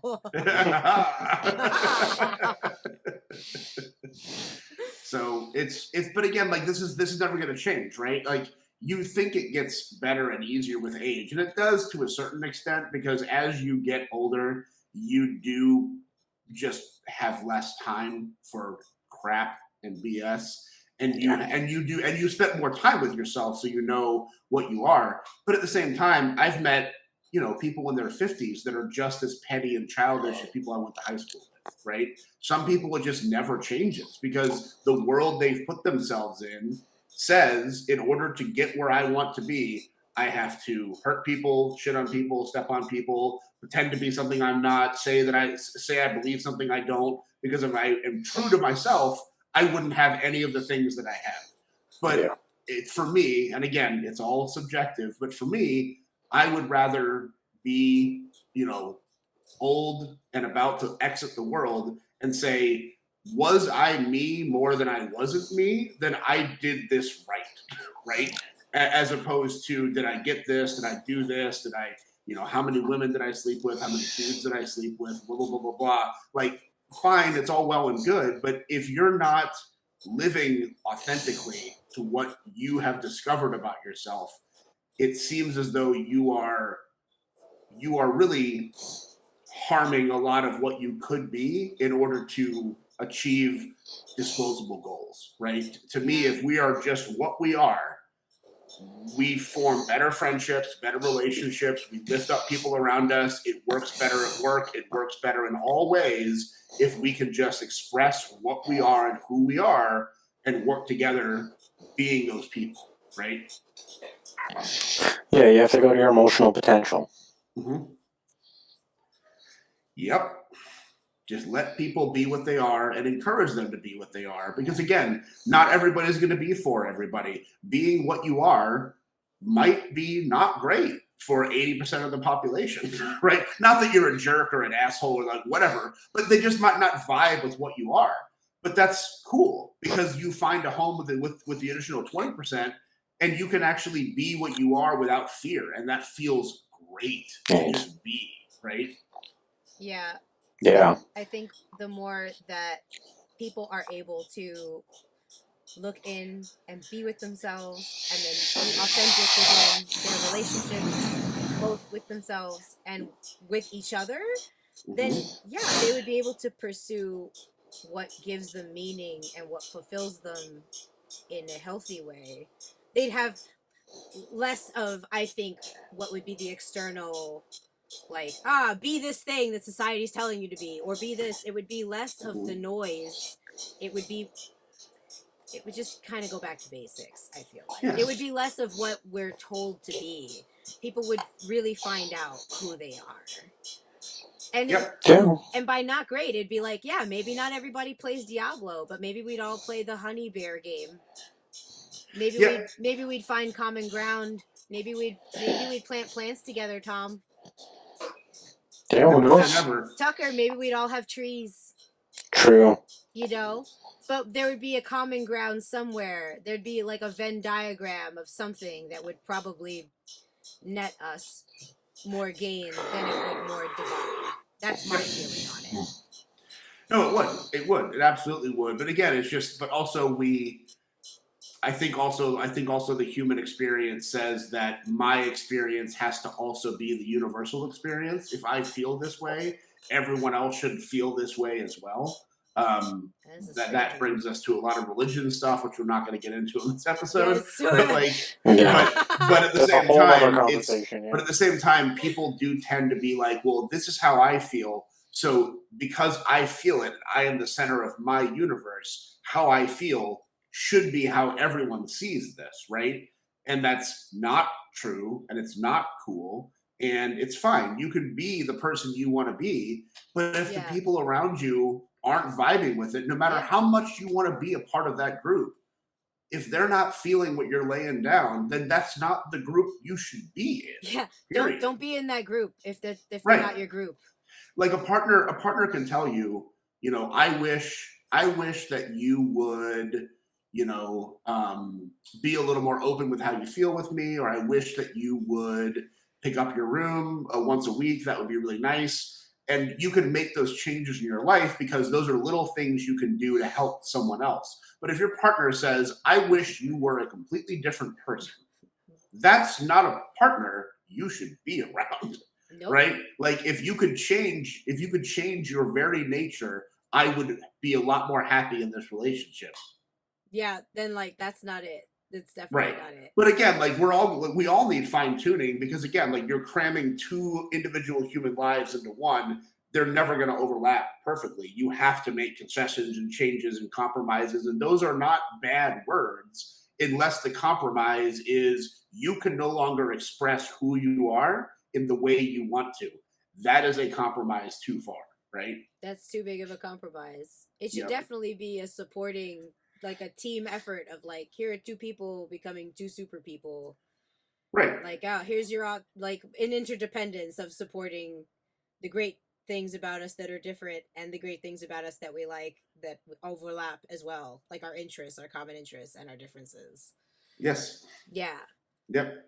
Yep. Yeah, it's like, I mean, it's I mean, ideally it's ending, and to go back to wrestling, it's not that Mark Briscoe didn't have success on his own or Jay Briscoe didn't have success on their own. They did because they were both really good at what they do. But everyone remembers them as the Briscoe brothers. That's what they know them as, and that's where they found their most success and had their biggest legacy is because they work best together. They are two individual people that bring out the best in each other. Yeah. That's how you become the Briscoe brothers. Even though one of them is a world champion, one of them is a TV champion, and all those things, that doesn't hold a candle to how much bigger their legacy was as a tag team, right?